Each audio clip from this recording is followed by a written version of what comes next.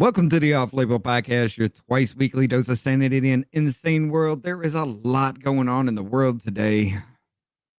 There's a lot we haven't covered here lately, but we're going to throw all that in the trash again tonight because we got one hell of a good episode for you, ladies and gentlemen.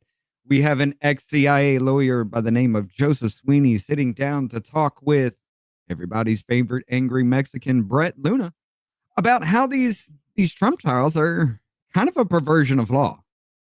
We also have our very own Glenn Croy came out of, talking about his experience as a January 6th defendant for the very first time publicly on this show. Well, the ex-CIA lawyer is very familiar with the judge in Glenn's case. Ladies and gentlemen, we got one hell of a good show. Let's go ahead and get started tonight.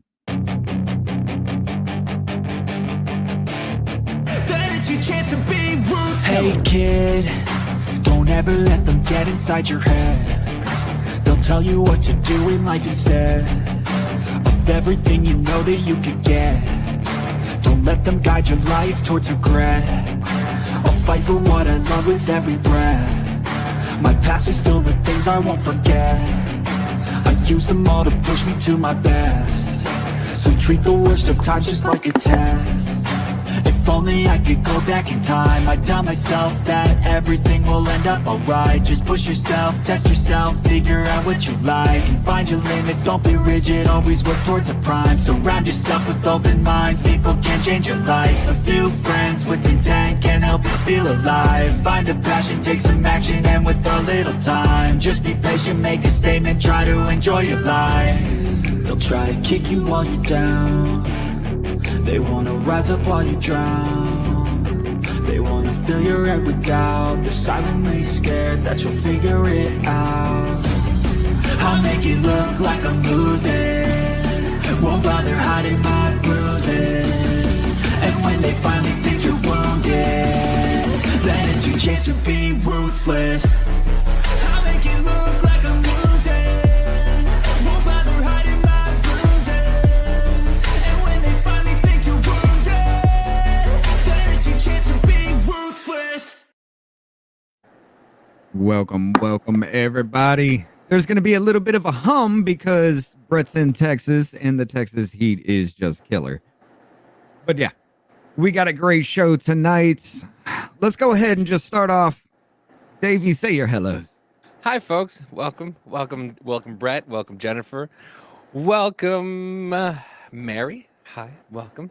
Ladies and gentlemen, we have a great show today with the one and only Bret Joe. Never mind. I fucked it up. Hey, well, hold on. Let me turn on the air conditioner real quick, so that way you can hear me. Hold on. Oh, he's gonna be sweating his ass off here. Thank you.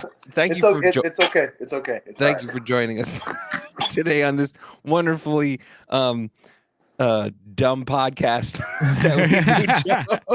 But go ahead. And introduce yourself. I know you were on Robert Govea's channel the other day. That's where we met you. And you have an interesting story. You have a book that's out that Amazon decided at one point to just stop having it out, and for a reason we'll get into. But let everybody know a little bit about your background. Oh wait, hold on. Unmute him. There you go. Am I good? Oh yeah, you're good now. Okay. So Sorry. my name is Joe Sweeney. I have 35 years in the federal government. 10 of it I did in the Army. I did 4 years at West Point, 6 years as an Airborne Ranger qualified infantry officer. Then I got out, went to law school. And after law school, I went right to the CIA. And I did 25 years in the CIA Office of General Counsel. I've been all over the world supporting intelligence operations, assigned to various components within the Directorate for Operations, the spooks. And then about half of my career I did in the litigation division of the CIA General Counsel's office, which was an unprecedented run. I was a line attorney, a deputy, an acting chief, and a chief for about 4 years. Any type of case, civil or criminal, federal or state, that involves classified information in some way, shape, or form, I either wrote the book on how to handle it or I refined the book on how to handle it. So there's pretty much no type of case in existence that involve classified information in a federal court that I have not worked on. And I worked on a lot of high profile terrorism and espionage prosecutions, to include cases where senior government officials had mishandled classified information. There were only 4 of those cases in history up until recently, and I worked on 3 of the 4. And Ooh. and nobody got in trouble. Well, in terms of the 4 precedents, nobody really got in trouble. That is true. What happened was, and some of the conduct was egregious, and I can get into these cases if you want me to. But Let's go. yeah, okay. So there's 4 of them. I'll just lay them out for you quickly. Okay. The first one in history was a guy named John Deutsch. John Deutsch was the director of Central Intelligence. So this is a little bit of detail, but That name does sound familiar. yeah, before 9/11, there was a title, a position of Director of Central Intelligence. And that was the head of the CIA. But also back then, the head of the CIA was the head of the intelligence community. So that person was dual-headed. Right. And Deutsch was a DCI. Now, after 9/11, the DNI was created, the Director of National Intelligence. And so that additional responsibility was taken away from the CIA, and the head of the CIA was just the head of the CIA. But Deutsch was both. And so in the late 90s, Deutsch got caught bringing home a high volume of classified documents. He was using like thumb drives, and he was working on them at night. And this was probably just frankly out of laziness. You don't want to stay at the office late. You bring the classified documents home. But the computer he was hooking them up to was an unsecured computer, in government parlance, unsecured. It did not have the proper, security protocols. Yeah. Right. And it was hooked up to the freaking internet. And he had hundreds of highly classified documents. And so for your viewers who don't know, classified information comes in 3 flavors. All right. There's confidential, which is the lowest level. Then there's secret, and secret's a pretty broad range. And then there's top secret.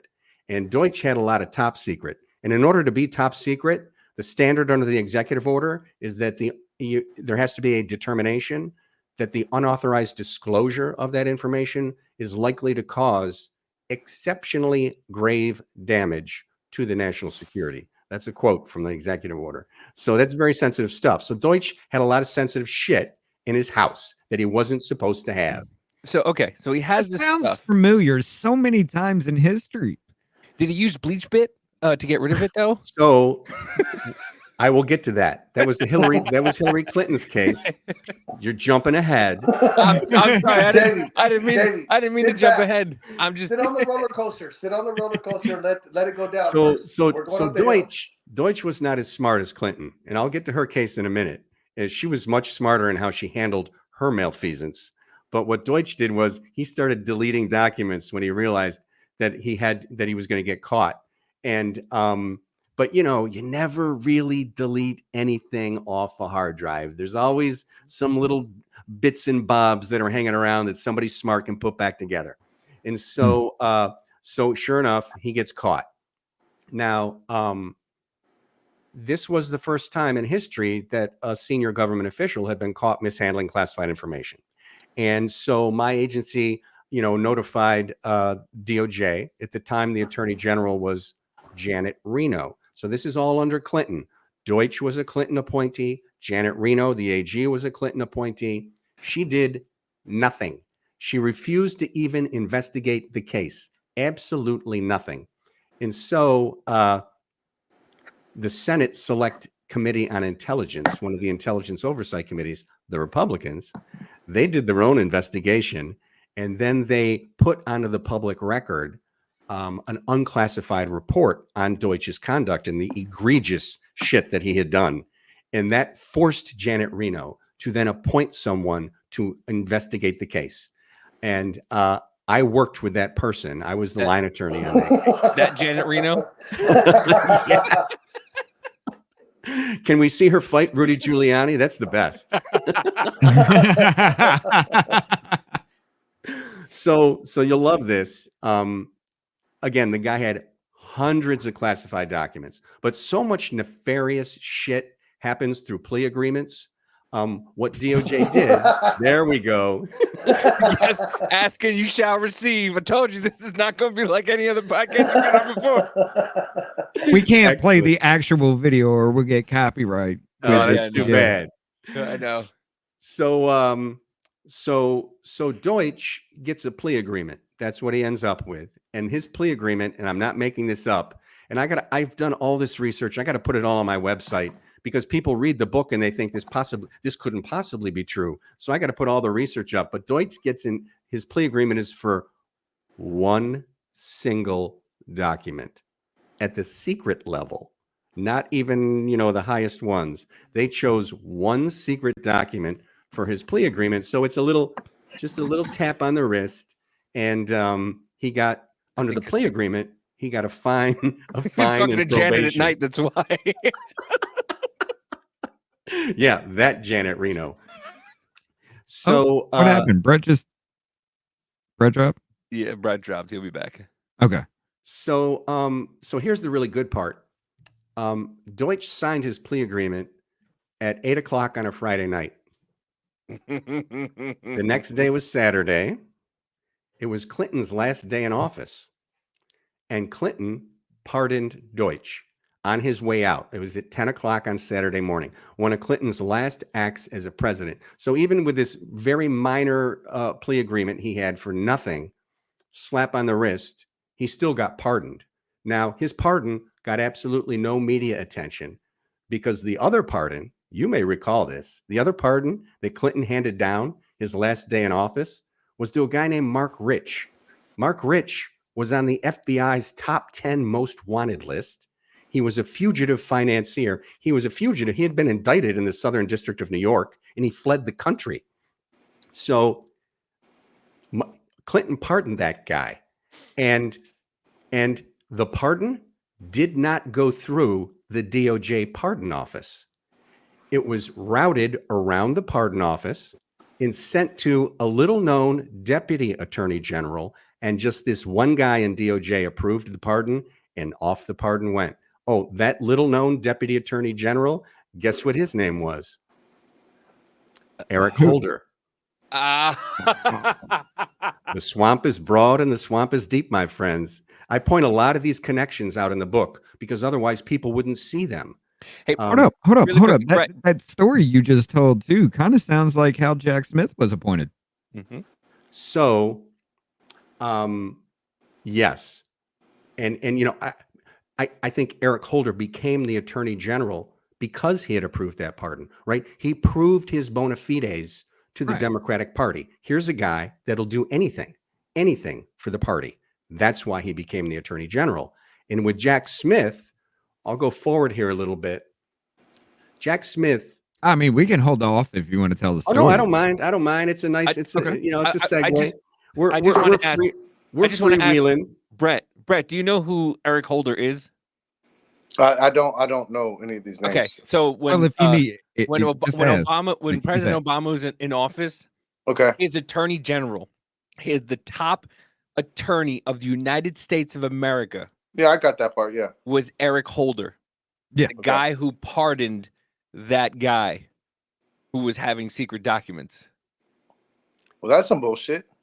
Yeah, and so I mean, Mark Rich approved the pardon of a guy who was on the FBI's top 10 most wanted list. Now, the reason that pardon was even sought is because Mark Rich's wife donated $1 million to the Democratic National Committee.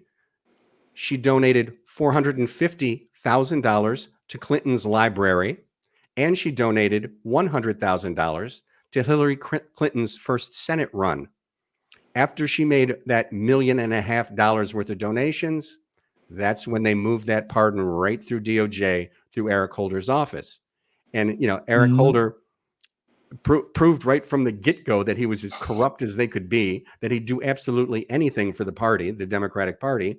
And when Obama came in office, Obama appointed Eric Holder as the Attorney General.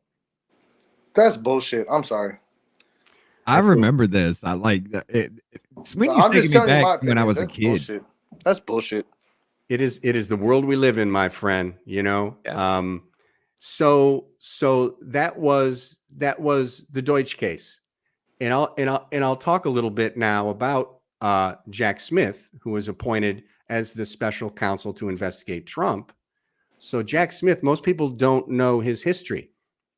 Jack Smith prosecuted Virginia Governor Bob McDonnell, a high-ranking Republican. And when he prosecuted him, he did it under the fraud statute of federal criminal law. And he interpreted that statute in a way that it had never been interpreted before. He stretched the law past the breaking point just to make McDonald's conduct unlawful. And then he prosecuted him. And that case went all the way up to the U.S. Supreme Court. And the U.S. Supreme Court unanimously, even the liberals on the court joined. It was a 9-0 opinion rejecting Jack Smith's interpretation of the law. They referred to it as a great expansion of the law that had no basis in text or history. Right? Mhm. I mean, that's a pretty strong rebuke from a unanimous Supreme Court. So it's not like the liberals can blame it on Alito and they can't blame it on Clarence Thomas. This was all the judges on the court that agreed that this guy, Jack Smith, had come up with a ridiculous, unsupportable interpretation of criminal law. And so McDonald's conviction is then reversed. Now, Well, and by the way, I do remember that because I listened to that like 2 or 3 times, and it even surprised me. You had Kagan who was just like, "Why did you even bring this here? What is this?" She was just going after him. And I was just sitting there thinking, if you got Kagan and Ketanji Brown Jackson saying why, you're done. You're done. And all they did was just like take it back and remove what is presidential because you're trying to say that his acts as president are proof that he's guilty of this crime that I'm just making up. Yeah, and that's what they were saying is take away that. Even though Jack Smith is, beaten down by the Supreme Court on the biggest case he'd ever brought in his life, he established his bona fides, right? He showed the Democratic Party, I'm the conservative slayer. I will go after these people. I will bend a law past the breaking point to get these mofos, right? I call him the great expansionist, the maker of chains, the crusader of conservatives, the burnt. Jack Smith. Oh, and by the way, Jack Smith's wife, she's a documentary filmmaker. Guess what her most famous documentary film is? Ooh, I know. A documentary about Michelle Obama. Yes. So, in a sense, he was the perfect pick because he'd shown that he'll do absolutely anything to go after a conservative. It's so infuriating when, so I grew up in Jersey, right? So I was a lifelong Democrat, Puerto Rican from the Bronx. So I always, in my history of my family, we voted Democrats because that's what, you do. Hold on. I will admit some of the things we were talking about before we went live. Yeah, don't censor yourself. So when I started to look into these things, and one of the reasons why I got into doing this is because I felt like I was being lied to my entire life. There's some things that I'm just like, when people go into kind of the Q stuff and Trump's still president, guys, relax. We can get the point across without going way too far. Well, Q was a boogeyman, but yeah. Yeah. But when you go into hey, you know who Jack Smith's wife is? A documentarian. And they go, no, she's not. And you go, here's her Wikipedia. And they go, so they have nothing to do with each other. Oh yeah, just like Nancy Pelosi's husband makes stock trades and has nothing to do with her. Like, come on, guys. Like you can't tell me one doesn't coincide with the other. Or David DePape is somehow a conservative with BLM flags and pride flags everywhere. And there's a deeper connection to that they don't want to talk about, which is why Nancy Pelosi was indicted on the House floor. Well, served papers. Your experiences are the same as mine. I come from a Irish Catholic background, and my family's all Democrats. And I live in D.C. D.C. voted 92% for Biden in 2020. All my neighbors are Democrats. And I try to have those same kind of conversations with them. They will not engage on anything that's factual. They will just retreat from the conversation because I think they know they would lose because they can't back it up. And I love to talk politics with anyone. And I actually enjoy it more when it's people who don't think like I do. It makes for a more interesting discussion. Yep. But it's very hard to find liberals who will actually debate with you. My family and friends and neighbors, they won't talk politics with me because I will bring the receipts and then they get embarrassed and they don't like it. Well, see, here's another thing that they like to do too. This guy. There's this. I'll debate with you, but I'm going to tell you what I believe and the way I was raised, and that's what it is. Right. I'm from Texas. Everybody in Texas is Republican. I don't want to debate. I want to have a conversation. I'm a Democrat, but no, I'm not going to debate them. I was just explaining where I come from. Another tactic that they like to use is they want the home field advantage. They want the chat to just light up, so they have their chat scrolling on screen, and you're watching it, and you see their chat just light them up. This dude's an idiot. You don't know any better. The dude's actually speaking truth, but because they want the home field advantage with chat on screen lighting your ass on fire, you know, they want that visual. But you bring them to an even playing field like this where chat's going off, but we're not really bringing it up because we're in a conversation here, you know? You bring them to that, and it just sounds ridiculous when you're just listening to them, you know? So, Bret, you're a Democrat, but you live in Texas. Yeah. I don't know. That's how I was raised. You got to understand something. I worked for the post office for 22 years. That's what they tell us at the post office. Vote Democrat because the Republicans will privatize the post office. And how'd that turn out? Well, I don't know. I don't work there anymore. Right, exactly. Shit, I don't know. Exactly. It didn't work out well for me. That's all I can tell you. Right now, Glenn, Bret just wants to go. Shut up, bitch. About to get the smackdown laid on you. No. That's how I was raised. That's how my family is, and that's what I learned from the post office. But I've learned a lot from this podcast. I have learned a whole lot from this podcast. That's why I'm thankful that y'all bring me on, and thank you guys for bringing me on. I didn't tell y'all that yet, but thank y'all because I've learned a lot. Well, this is what we do it here for, but we still have yet to hit really, really juicy as how this goes down. Let me ask you something, Sweeney. Here we go. How do you get out of destroying evidence that are under subpoena and it's fine? Yeah, so couple things come to mind. One, the Clinton case, right? Right. Which, full disclosure, I worked on. I'm one of the few people who actually read the fabled Clinton emails.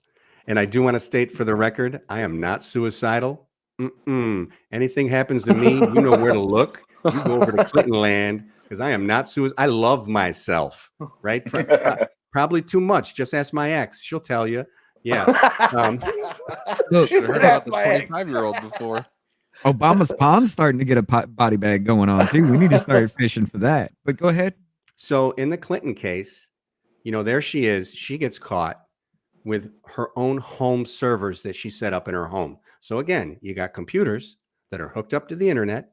They are not secured in the government parlance. And she has purposefully arranged it so that all of her emails as the Secretary of State are going to her home server.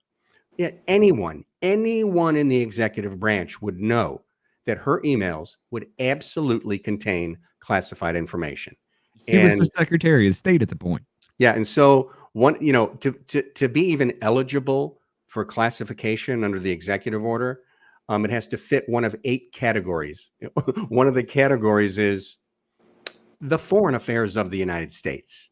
And there she is, the Secretary of State. And it turned out she had about 60,000 emails. Now, what the FBI did was they didn't subpoena. There was no subpoena. There was no search warrant. Everything was done voluntarily. So that's how you get around a subpoena. You make sure one doesn't get issued in the first place. And so the FBI, while they have an open criminal investigation, they permitted Clinton's lawyers to review the hard drives. And what they did was, if they came across something that was a government record, they printed it.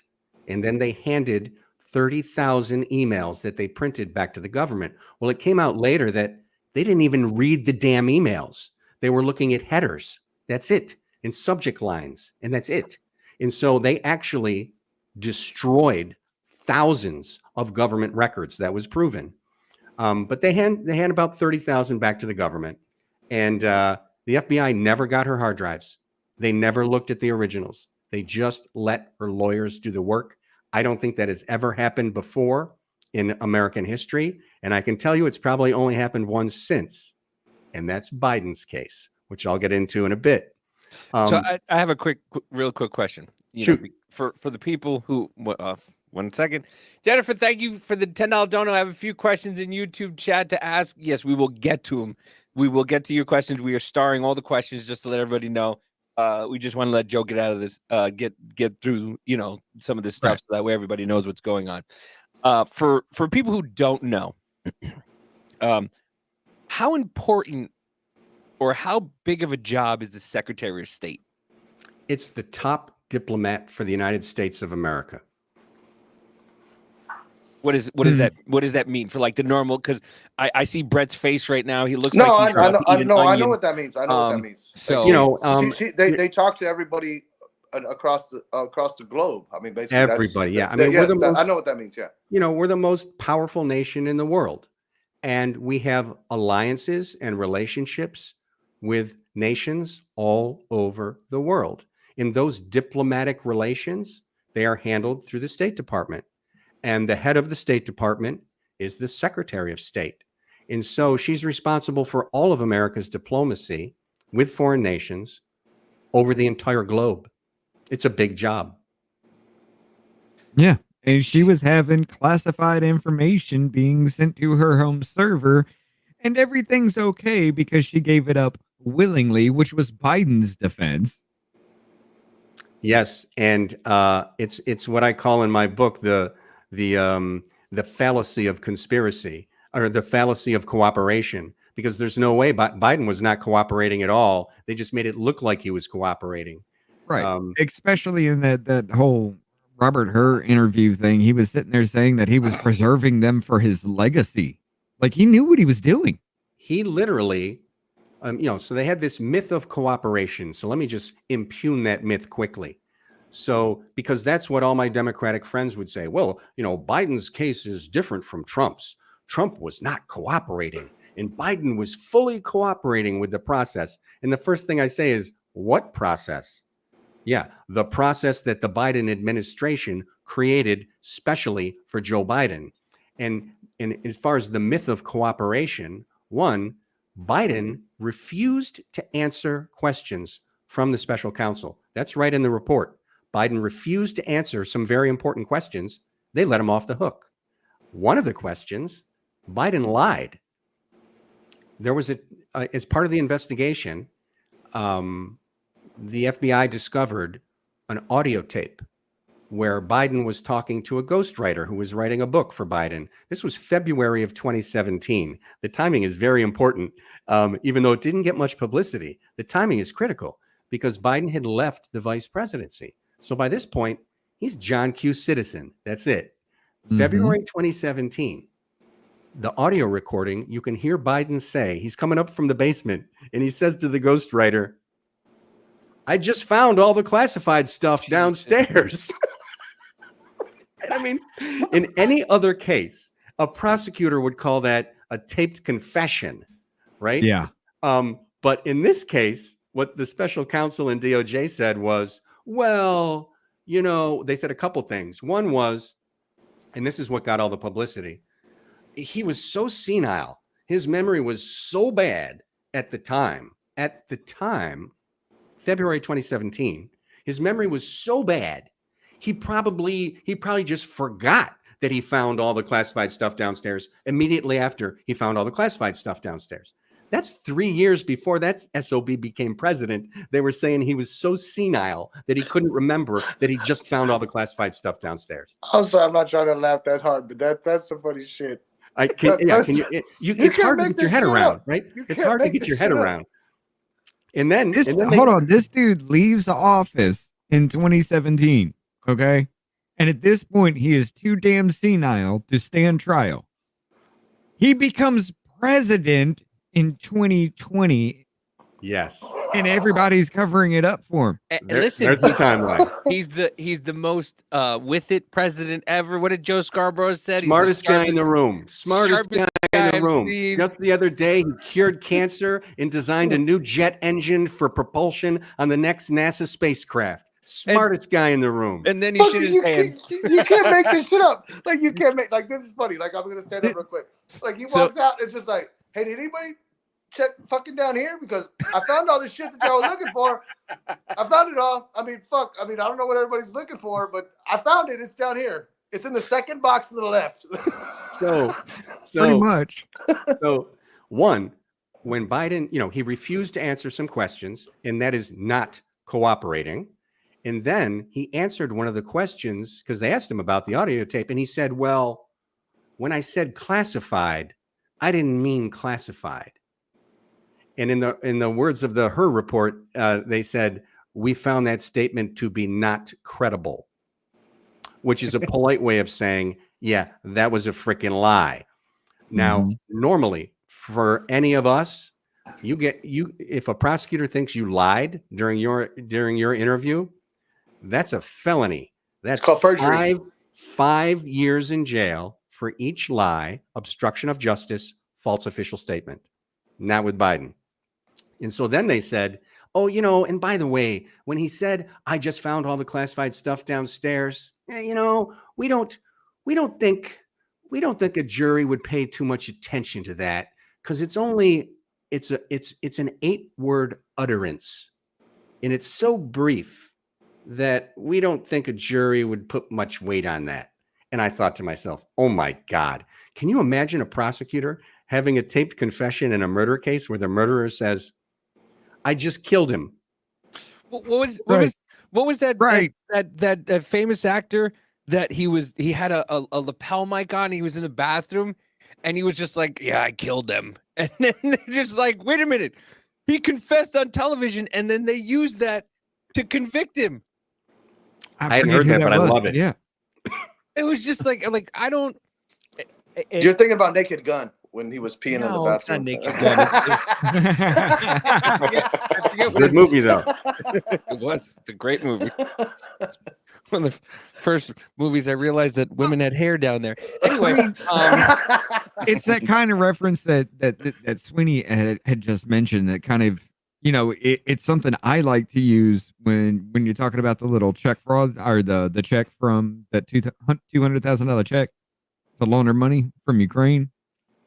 When they just like, oh, it was for a loan repayment. It even has it in the memo. Okay, so I can hire Davey to take out Glenn here, and I pay Davey and put loan repayment in the memo. No crime has ever been committed, right? Right. that's it. Robert Durst. That was the actor when he was. That was going to bother him. That was going to bother him too. I killed them all in his documentary, and they're like, "Wait a minute, did he just say he killed them all?" Right. And they used it. But go ahead, keep going. But yeah, here's where Biden had the documents. By the way, So some of the documents in Biden's house were in boxes, in the garage and in his library, but not all of them. There were boxes. There were documents classified all over the house. He had over 100 classified documents at his house in Wilmington. Now, they weren't just in boxes. Some of the documents were in file folders where the folders had Biden's own handwriting on them. Some of You them can't were get in out of that. in his personal office, in a filing cabinet. I mean, it was obvious that what he was doing was, throughout his time in government, he was plucking classified documents that he wanted to keep, and he was taking them home. That's Mhm. called theft. That For is 50 years. basically, that's stealing classified documents. And those documents in his house, they spanned 50 years, 5 Yep. decades. He was stealing classified documents for half a century. And there's evidence that he was doing it for financial gain. He they discovered handwritten notes of Biden in his own handwriting, where he was talking about the fact that he wanted to write a book after he left the vice presidency. And one of the reasons he wanted to write it, and this was in his own handwriting, income. He wanted to make money in retirement, so he was going to write a book. Well, when he was leaving the White House, he had his aides compile all these highly classified note cards into binders so he could take them home. And so that's what he did.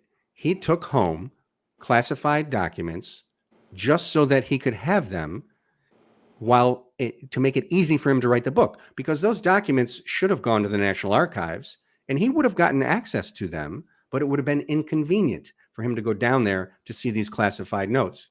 Now, this is really interesting because the people who take classified information most seriously are the military people, because in the military, it's the most draconian punishments for violating those rules. They really come down hard on you. So the military people definitely pay attention more so than anyone else to the rules.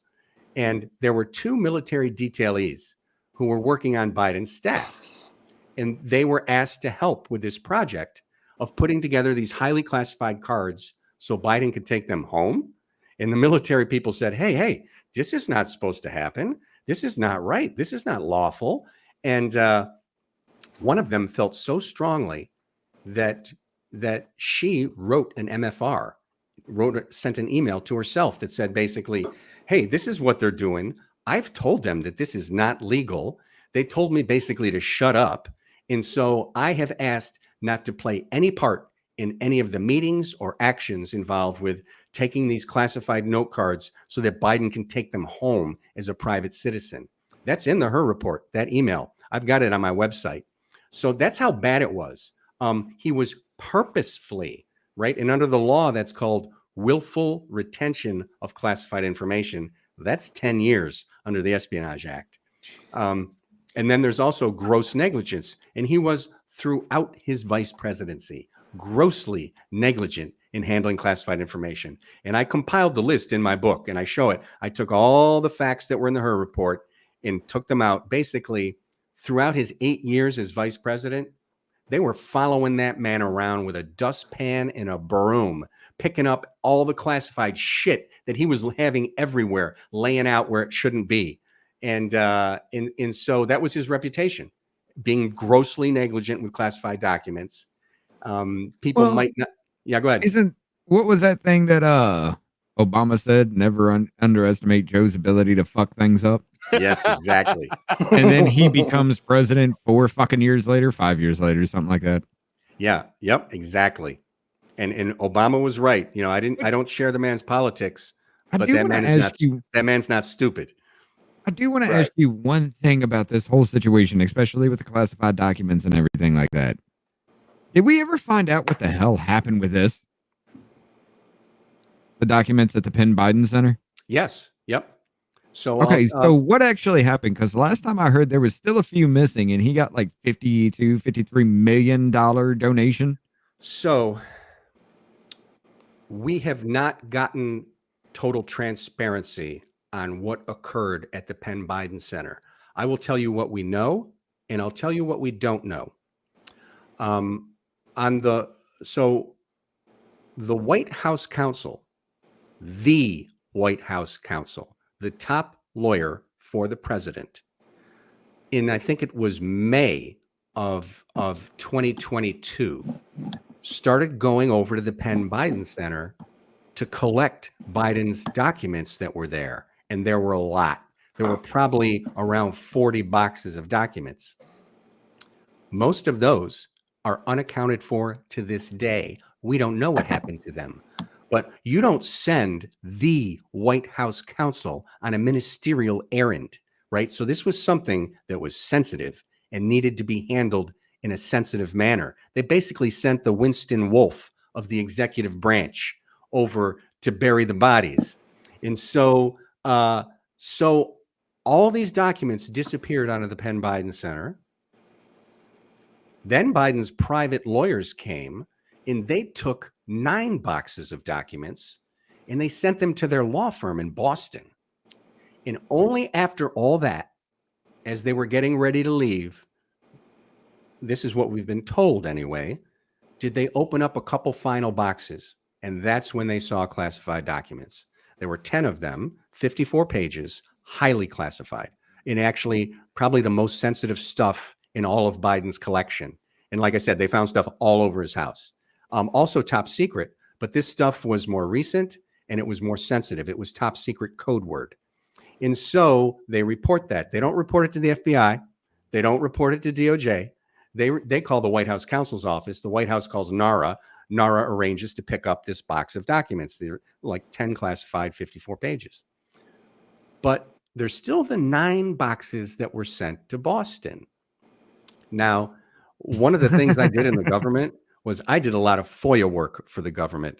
I was a speed bump on the information highway, my friends. I was the guy with the redacting pen in his hand, redacting shit out, right? So that it would not be released onto the public record. So I can pick through a FOIA release, right? I know what to look for. And I went through the FOIA releases for the National Archives, hundreds and hundreds of pages. And what did I find? I found the emails where the senior NARA people, and this is all in my book, where they were talking to Biden's lawyers about those 9 boxes. And at first they were like, oh, yeah, just, oh, they're in Boston. Okay, put them under a lock and key. We may need to take a look at those.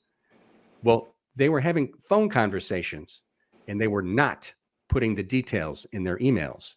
So the emails were being cryptic. But a couple hours later, it was, it looks like we need to come up with a new plan given these new details that we've now heard. And we're sending 2 people to Boston tomorrow to pick up those 9 boxes. But isn't that what they did to Trump, though? They said that, hey, you don't have them under enough security. Here's some more lock and keys to put those things in Mar-a-Lago, those classified documents in Mar-a-Lago too. So they basically did the same thing to Joe that they did to Trump, except they didn't raid him with the FBI. Au contraire, mon frère. Okay. So they did tell Trump to have some greater security on some of the boxes that he had. But with Biden, to this day, we don't know what's in those 9 boxes. They went and picked them up. They sent 2 people. 2. I happen to know that you send 2 people when top secret documents need to be couriered outside of Washington, D.C. It requires 2 people. And they were specific that there needed to be 2 people. So I'm pretty sure that those 9 boxes contained classified documents, probably up to the top secret level. And NARA got them the next day. 4 months later, Congress asked NARA, hey, by the way, what's in those 9 boxes? Guess what NARA said? I don't know. Exactly. We don't know. We haven't been curious enough to look at. The lack of curiosity is unbelievable because NARA was in a big rush to get these 9 boxes. But then they had them for 4 months and never opened a lid. They didn't have the curiosity to even peek inside. And here's the difference with Trump's case. Mm-hmm. Trump, when Trump's people started reviewing his boxes of documents, they returned 15 boxes to the National Archives. Those 15 boxes were fully reviewed within 3 weeks. As I put in my book, they showed an administrative alacrity that that is akin to the mating ritual of the hooded grebe, which means it's rarely seen. Here's my question. Here's my Pretty much question. all hands on deck with his shit to have that turnaround. Like I was a government contractor. I saw just like the ass end of how everything slowly fucking moves, and I've been paying attention and watching here. Like for that to be done in 3 weeks, that has to be all hands on deck. Everybody's going through everything, every nook and cranny of this. Yeah, and in some of the instant messages from NARA, which have been released through FOIA, there's one in there where some lower level person is asking one of the higher ups at NARA, hey, if you're going over to the White House for a meeting, could you ask them about blah, blah, blah? And he said, no. We are completely consumed with Trump's 15 boxes with the White House right now. So all the administrative resources of the kingdom were focused on reviewing Trump's documents, Trump's boxes. 3 weeks to look at 15 boxes, while Biden's 9 boxes. To this day, we have no accountability for what was in those 9 boxes. The special counsel, he doesn't even talk about those 9 boxes. You wouldn't even know that they exist. And that doesn't even count the 30 or 40 boxes that the White House counsel and other staff people from the White House took from the Penn Biden Center. They were probably all vice presidential records, right? That were 6 years too late to go to NARA. Not a peep, no accountability. Where in Trump's case, not only did they review them, we know exactly because they told us, right? They put it on the public record right away, right down to the number of confidential documents, which normally prosecutors don't even care about because it's too. After screaming about nuclear codes. Oh, yes. I'm glad you mentioned that because. Hold on 1 second. Yeah. I want to, Brett, what was the question you wanted to ask? Yeah, you kind of like. No, because I mean, how do boxes just fucking disappear? Like 9 boxes, and they know who took them, and they just fucking, that makes no sense to me. I'll tell you how they disappear, my friend. When you control the entire executive branch, you can make sure people don't get information. So they're still there. But we've been told nothing. Right. And if you're curious and you want to know, read your book. And then get to the polls and vote for Trump. Read it before November. You got a whole month to read a book. Go order it. Speaking of really quickly, David, you're buying the book for me. Let me bring it up here really quickly so that way. And I also want to get to the questions in the chat because I know Jennifer had a couple questions that she wanted to ask. The book is called Dangerous Injustice: How Democrats Weaponize the DOJ to Protect Biden and Prosecute Trump. It is on the Kindle version is $9.99. The hardcover, that too. Hardcore version, $25.95. Do yourself a favor, go help Joe out. Buy the book. He put this out himself. He was telling us that he had to use his own money to put it out, and at one point he was on Jesse Waters' show, and they took it off. They said there was none available. So link is also in the description for you. I'm gonna plaster it everywhere as well. Do yourself a favor and go pick this up. Help Joe out. Because I mean it's a great read. It sounds interesting. I'm waiting for the audio version. I already know who I'm gonna vote for, so I don't need to be swayed. But yeah, I'm gonna wait for the audio version because Joe's voice is kind of sultry. I'm not gonna lie. And in a time where truth is hard to find, $25 is pretty cheap for truth. Yeah, especially groceries being $900. My wife just came home today with I think 8 bags of groceries. I think there was 14 bags of chips in there, and it was $275. Have you seen the price of Doritos? Why is there 14 bags of chips? And why you eat so many chips? Yeah, I was wondering the same thing. Damn. Don't worry about we're taking a hard route here. We can throw some brevity in this, Richard. I was wondering, your face has got a little fatter the past couple weeks. It's got double chin going. I see. This motherfucker ain't done shit but sit around feeding the baby for a while. Doesn't mean your nose has to be that big, okay? Shut the fuck up. Shut up, Dave. But yeah. This is one thing it's kind of going to segue into everything else here, but this is one thing I kind of wanted to bring up as well. The Letitia James thing. Well, I wanted to You get know- to Jennifer's questions first. Okay, yeah. Let's get some questions in from Jennifer. Jennifer asks, "How do you feel about the Fast and Furious thing?" I think it was another example of lack of transparency. That was the worst part about it. I mean, the government does a lot of things, and sometimes they don't go well.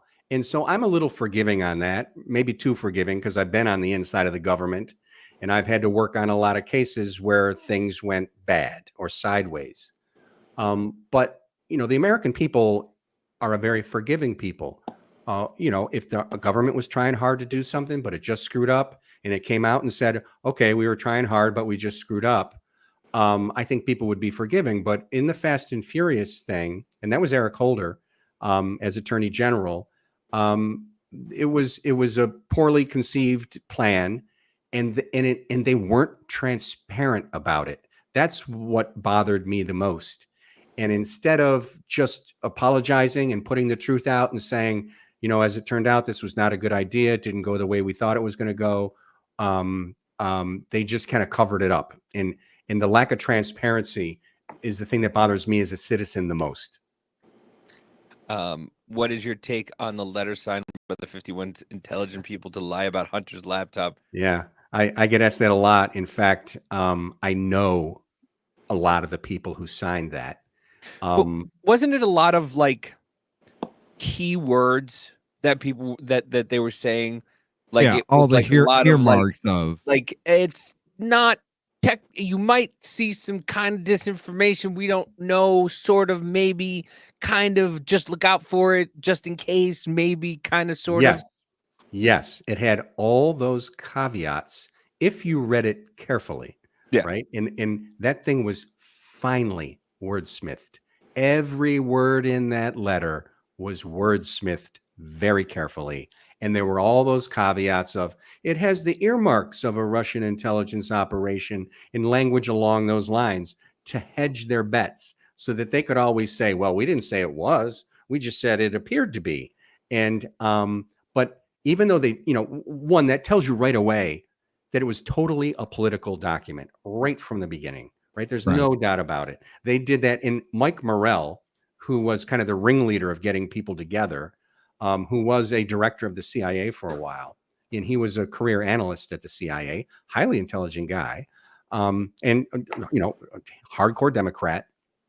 He admitted when he was put under oath that the only reason he did that letter was to help Biden get elected and to give Biden a talking point in his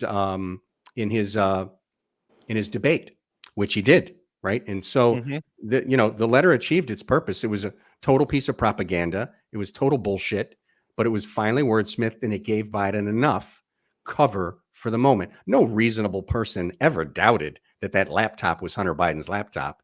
And the people who thought otherwise, they're people who will believe anything the Democratic Party tells them.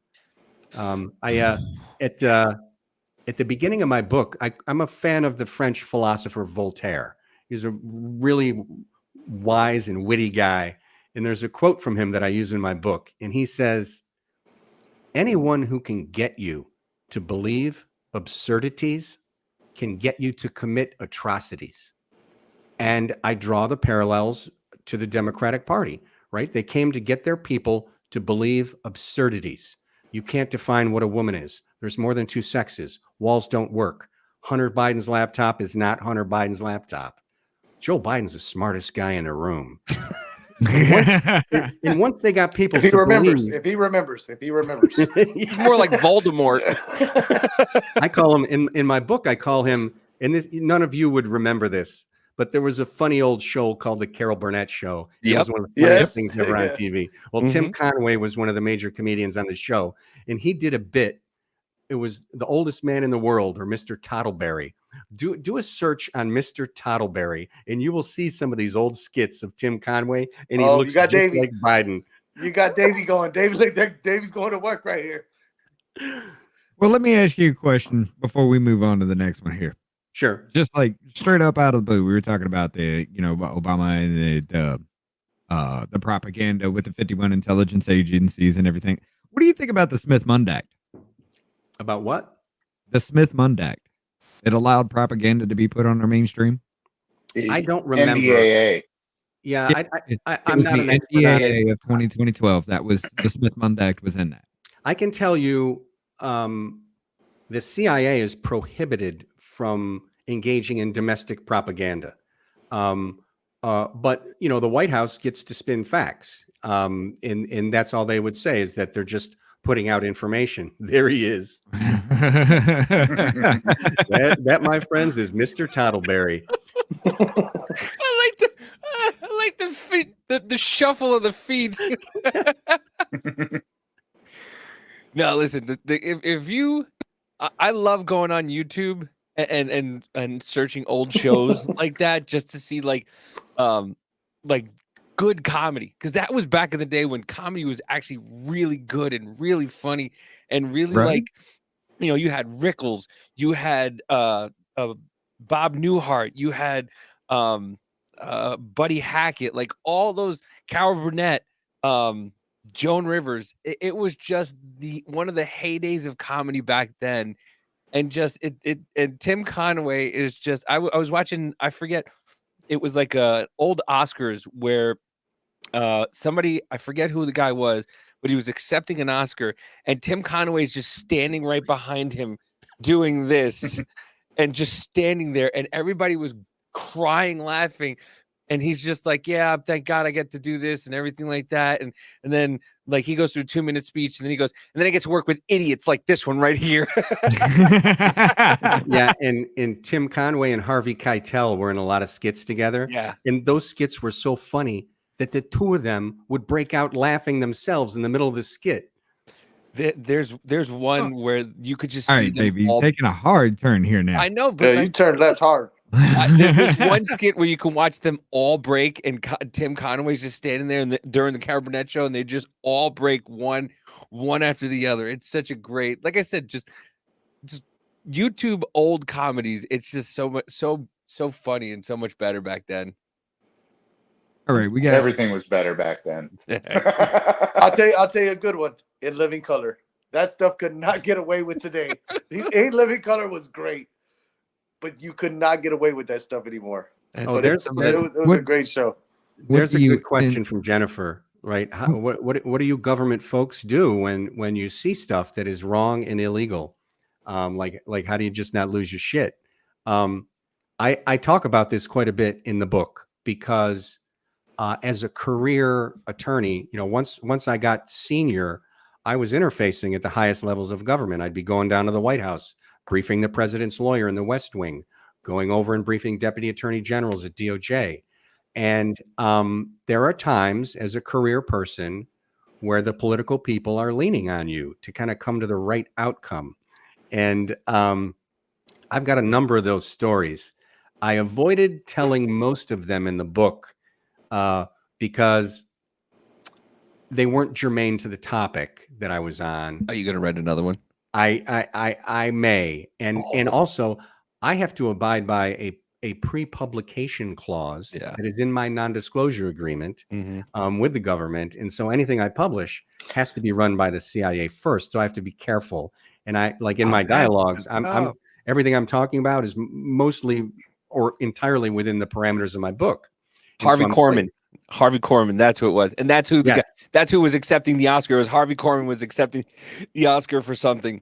And he was and Tim Conway was standing right behind him. Our boy was on a good topic, Davey, and you just changed it. Never mind. Yeah. This is what he does. So, as a career person, you have to be able to push back. And I had to do that in some instances. And there were times where I was told by people more senior than me, the political appointees, they said, you're giving me the right answer, but you're not giving me the answer that the client wants. And those are difficult things to handle, right? But what I did in my career, and it sometimes made me unpopular, is I stuck to my guns of what was right and wrong. And if someone else above me wanted to countermand that, well, that was up to them, and that was on them. And I saw a lot of shenanigans, most of it in the Obama administration. And look, during all these years, I was politically independent. I didn't belong to a party. I just kept my head down and I chopped the wood in front of me. But what kind of turned me to a conservative was all the hypocrisy I saw in the Democratic administrations that I had to work for. While they were claiming to be the most transparent in history, they were creating new ways to not be transparent. And it kind of chafed against me. But so, there's no easy way to handle the type of question, the type of situations that Jennifer was talking about. But I can tell you they happen every day. And you just got to pick your battles carefully. And you got to make sure that you don't step over the line. I was a very aggressive lawyer, man. And I kept chalk on my cleats. I would run right down that line, but I wouldn't step over it. And there's plenty of people who do, but I would not. Thank you, Jennifer, for the $5 dono. Just bought your book, sir. Thank you, Mr. Sweeney. Jennifer just bought your book. Thank you, Jennifer. Jennifer is a great member of the mullet mob family that we are called. Yeah.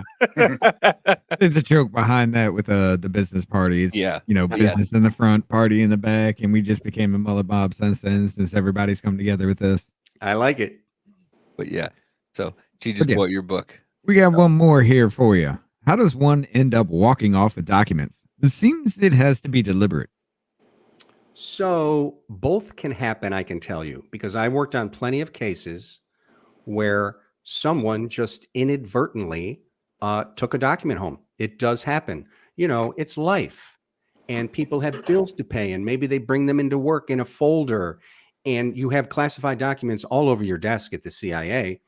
The CIA is basically, I describe it as like one of those Russian nesting dolls, but with every new doll, there's cipher locks in code words and all these security measures, but it's a vault within a vault within a vault within a vault. And the place is so secure that you have classified documents all over your desk. And so those types of things, that mistakes can happen. And when they do happen, you're supposed to report yourself, and you get a security violation. That's not going to lead to a prosecution.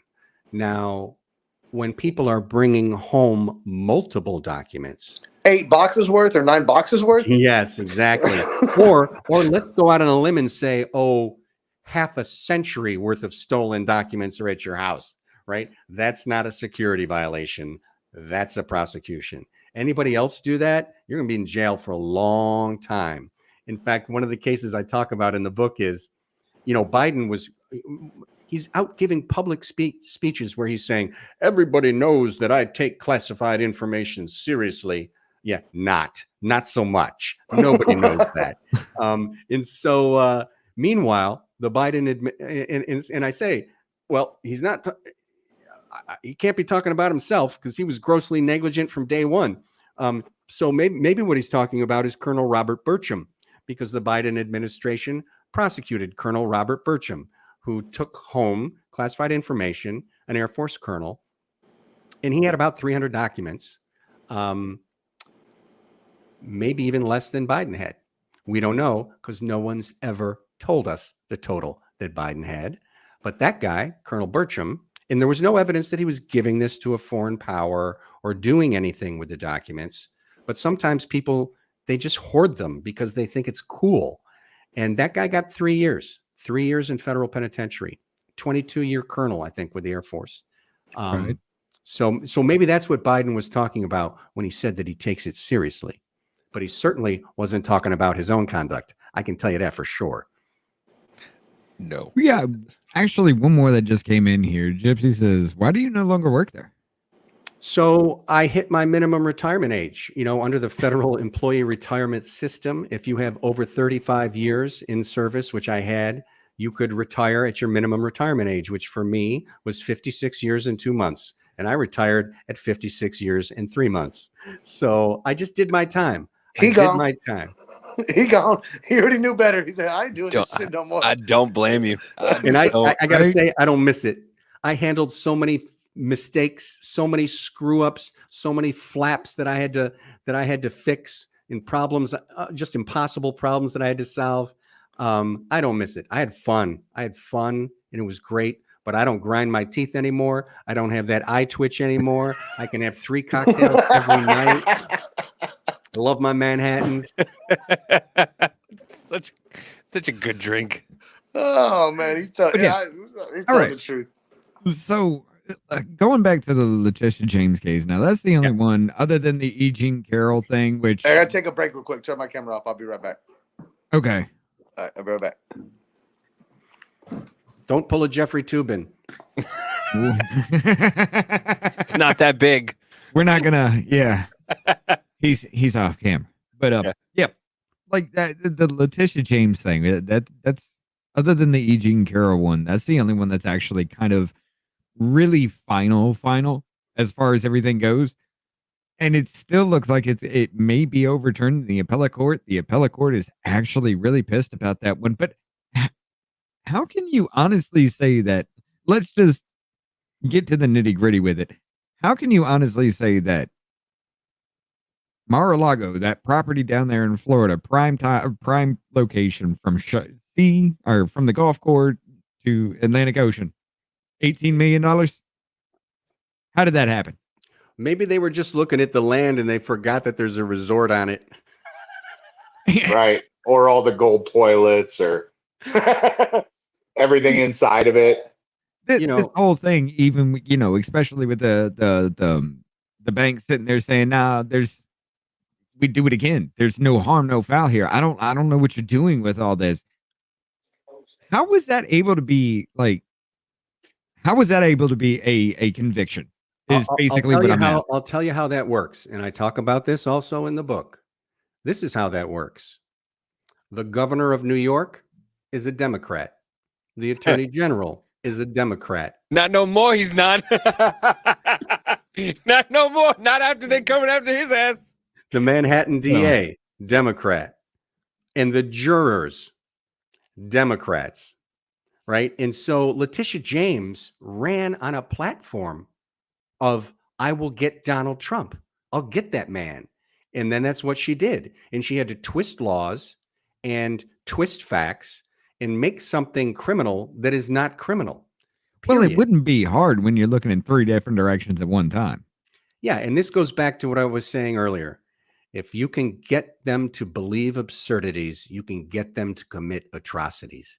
And so people believe these absurdities and then they support obvious tyranny, obvious weaponization of law enforcement. And now it's not even at just the federal level, it's at the state level, but it's all in the Democratic districts, right? That's where it's all happening. And it's completely egregious, but the people, it's okay because for them, the ends justify the means. All that matters is we're getting the orange man. That's all that matters. You know what gets me is like, I'm just a normal everyday dummy. I say that's what I call myself. And the fact that they went, we're going to get Trump on the state level so he can't be pardoned federally. I'm like, wait a minute. That's fucking diabolical. Right? Yes. Diabolical. So they can take him, put him in Rikers Island, and while he's, or leave him in New York while he's trying to go out and stump to be the president of the United States. And then it backfires where my hometown, the South Bronx, comes out as Trump supporters. And I'm going, you guys don't understand. You guys are playing 3D chess because I didn't think that was diabolical. Like, oh, we'll just charge him as a state crime. And then he can't move. He can't leave. He's got to come here every day and everything like that. So he can't go out. And then he goes and has rallies in the South Bronx. And it's just like, you see people who, like, I grew up with, like, Puerto Ricans from the South Bronx coming out as Trump supporters. I'm like, you guys are just dumb. You guys are just really, you think you're smarter than everybody else, but sometimes you guys are just dumb. Right. Oh, look, we got a kitty. No, but I mean, that case right there, it was just blatant disregard of our laws. I mean, everything in there was nothing at all. Even Alvin Bragg didn't even want to bring it to trial at the very beginning. He turned that shit down. And then they forced him to do it. What was that? That one, it was the first one to drop. That was when Hunter Biden, a day after Hunter Biden had that 60 Minutes interview where he said the laptop really was his. Mm-hmm. And then that dropped the next day to overcloud everything for it. But that's the only one that's been, like, literally rushed through. Like, they've jumped over hurdles for things to make things happen and bend the law in their favor to get that. I mean, when you can't even defend your own lawyer or your own client, how do you expect anything to happen? Like there were several, I know that was the E.G. and Carroll case, but there were several times where, the Judge Kaplan told Joe Tacopina to move on. You can't make your point. If you as a lawyer cannot defend your client, how can I find you other than guilty? And how is that legal? How is that legal though? It's legal when you control the legal system. I say it's a flaw in the actual system there, because when you're talking about a judge, the only thing over a judge is the Supreme Court, right? The higher levels of court. There's nobody to kind of cap the knees of a judge before convictions are found, right? You got an appeal. That's all you got. So there's the problem. Therein lies the problem. There's no kneecapping ability for charges like this. When a judge, literally, you got Judge Kaplan, who's allegedly mentored one of E.G. and Carroll's lawyers and allegedly was the officiate at the other person's wedding. How do you not see bias in that? There needs to be somebody in between there to cut them off at the kneecap. So what I did in my book was, because I didn't want to just complain. I didn't want to just point out all the things that are wrong. And I'm able to see more things than most people because of my background. That's why I wrote the book. Because if I didn't, nobody would know these things. And it was so egregious, these things. I felt like I had to tell people. It was like a duty. But at the end of the book, because I didn't want it to be negative, I came up with what I think are practical solutions that if they're implemented, they could prevent, at least go a long way towards preventing anything like this happening again. And by this, I mean weaponization of law enforcement against political opponents. And I throw out a bunch of them in my book. I mean, just a couple of them. First of all, the Attorney General is probably always going to have to decide whether or not to appoint a special counsel. But the Attorney General doesn't have to pick the person. And that's where the real politics happens. Picking the person, right? There could be some kind of bipartisan process, or there could be a list in advance of people that are put on a list, and then they're chosen randomly. But it's got to be through a bipartisan process where everyone agrees, yeah, these people are going to be fair. They also need oversight over plea agreements, right? Look at all the nefarious stuff that happens through plea agreements. I didn't get to talk about all the precedents that I worked on, but all of them were handled through plea agreements, right? With slaps on the wrist. And Hunter Biden's plea agreement up in Delaware is an excellent example. Nobody had ever seen anything like that before in history. And when the judge started asking some very basic questions, the media was then criticizing the judge because it was a Trump judge, right? But that didn't hold out for long, because it became so obvious to anyone how screwed up that plea agreement was, and was designed completely to get Hunter Biden off the hook, period. Yeah. And then he turned it down. Yeah, because he's an idiot. Yeah, exactly. Smartest guy Joe knows. He's the son of he's a rich kid. Criminal. That too. He's a crime. He's a mob boss's son, but he's a rich kid. Words don't ring any truer. Yes. So he just went, no, that's not what I've taught my whole life. I'm a Biden. I can get away with anything I want. So no, I'm not going to take it. And that's where you get the people like his lawyer, like, shut up, stupid. Just take the plea agreement. No, I'm not doing it. Yeah, and I think the only reason he did take the plea agreement is because Biden's going to pardon him on the way out anyway. Yeah. Right. Here's my question. That's why they couldn't 25th him also. I mean, if the dude makes it that long, though, it's got to be already prepped, signed, and ready to go, because I'm sure it is. Yeah, and I'll bet there's an agreement that should anything happen to Biden, that Kamala Harris will grant the pardon. Right. You know that. Yeah. What's up, Bret? No, my question was, how does some snow get caught in the White House and it just magically disappears? And I don't get it. It's his son. Like, this is the part I don't like. I've been on this podcast. I learned a lot from this, and I love it because I've learned so much from it. And you can see my face with some of the stuff you say. I'm like, what the fuck is going on for real? But I still don't understand how that Snow gets caught in the White House, the family's not there. Joe Biden's not there. We know he's not doing it because he's half asleep half the time. And it just magically disappears, and it's okay. And then the Secret Service lady is now in a lot of stuff for getting rid of this. Yeah, like it doesn't make sense to me. Like, this is the kind of stuff that makes me sit back and wonder, like, what the fuck is really going on? It should not make sense to you. It shouldn't make sense to anyone. It is inconceivable that if they had wanted to figure out whose it was, that they wouldn't have figured it out. There's closed circuit TVs everywhere. There's these things they call DNA, right? Fingerprinting. Fingerprints. Yeah, I mean, it's inconceivable that they could not have figured out who that was if they were so inclined. And so you shouldn't get it because it doesn't make sense, and it's just a cover up. Is it true that every square inch of the White House is got there's video of every single square inch of that place, except of course the bathrooms themselves, but and classified areas. Yeah, classified. Yes, I mean, classified areas, private areas like a bathroom, they would not have cameras in there. But I think it's safe to say that any of the other places are pretty well covered through closed circuit television. I can tell you right now, like, me being a Hellraiser troublemaker when I was a kid, I've been to the White House twice. Cameras are something I look for. Yes, they're everywhere. There is not a square inch of that building that is not classified, or bathroom, or maybe a janitor's closet that is not on CCTV. So wait, so they don't have multiple angles. They got everything right outside that situation room. I guarantee it. No, but I mean, they don't have cameras in classified areas. They probably would not in the classified areas. Well. Unless some of them, yes, as long as they're on their own classified. Yeah, that's what I was thinking. Like I would figure. But you're not going to have it in the situation room, no. Yeah, and if you did, you would have to ensure that the camera feed was going to a classified computer.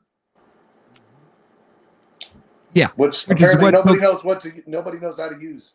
Oh, they just send them to the public shit or send them to their house. Which is they went to Hillary's. They went to Hillary's server. In the case of January 6th, how long did it take for that to get released to the public? Glenn, never did. Bill Clinton got yahoo.com. Bill Clinton never been all released. No, not all 40,000 of them, but I mean, they're still slow leaking that out. There's a whole bunch of them that you can view, but you have to go over there and view them. When I was going over evidence with my lawyer, we were watching videos, and she was like, "You can't show this video to anybody, so make sure that you just watch it with me." And so I was watching the videos of myself on there, and then there was like a few scenes, and then like a week later, I watch the HBO documentary with Pelosi's daughter, and I see the same scenes that she was telling me that I couldn't disclose to anybody being put right on HBO. I was like, I thought we couldn't disclose this information to anybody. Here it is all over HBO. And she's like, "Yeah, I can't. So let me ask you a question. It's all twisted. So you have a non-disclosure agreement, right? Yes. Okay, so is it true that the FBI, that doesn't stand for the FBI? They can bypass that. Is that, I don't know. That's why I'm asking you. No, that's not true. So anyone who, if they're signing a non-disclosure agreement for classified information in the federal government, there's going to be a non-disclosure agreement. And as part of it is going to be a pre-publication review clause that says before you can publish anything, it's got to be approved by the agency if it's related to the work that you did while you were employed. Right. What if you got fired? I'm sure that's a special NDA too. So that's a good question. What if you get fired from a government agency? Cheers, David. David. No NDA. Can you just go hog wild? Because I think I'm not gonna lie. So my go hog wild to your cellmate. It's also clearly impossible to fire a federal agent. But what you and Adam did I'm together. saying, if you get fired from the CIA and you're going hog wild with some information, you're going to be in a cell, bud. I mean, I've worked on some of those cases. You really fucked up. You Yeah, can Right. see how you're really fucked up. You're because that, like really fucked up. my dad used to work for the post office, and Brett worked for the post office. So like I told Brett, I was like, dude, because I don't know if you know anybody who's worked in the post office. It's wild. It's another government agency that's just as crazy, and people don't think it is. And I've told Brett to just write a book about it. That's a damn said, good question. Just write a book about it. How does that work with whistleblower status? Yeah, that's a good question. Well, instead of writing another book, I may just apply to the post office. You should. Hey, don't do that. Do not do that. Could you imagine? Could you imagine him as a PTF? Get with me. Get with me, and we'll write a book together. I could tell you some shit. You'd be like, "What? That really happened?" I'd be like, "Yep." You thought you saw some shit. I'll tell you some shit. I know some people who were Hunter Bidening on some desks. I'll tell you that right now. During the middle of the day, I'm definitely applying to the post office. I've heard some stories. No, but we didn't tell him. Did we talk to him about the time that we were on the podcast about the mail-in ballots, the mail-in ballot shit? And No. the story I told y'all about the mail-in ballots. No, tell him about the mail-in ballots. Oh, the mail-in ballots. If people didn't live there, they would throw them away, or you just it was what it was. I mean, you could deliver stuff to the wrong house, and people wouldn't give them to the right person. I mean, you look at 602 Hillary Street. Well, they delivered to 602 Willow Street. Just giving an example. Well, now they got two ballots. Mm-hmm. They don't return them to the post office. They may just go ahead and fill them out, put them back in their mailbox, or they just throw them away. Or then the stuff comes back to the post office. I mean, I don't care. I mean, what are they going to do to me? I don't work there no more. They could give them back to the post office, and we were told throw them away. What you're describing is what happened in this case.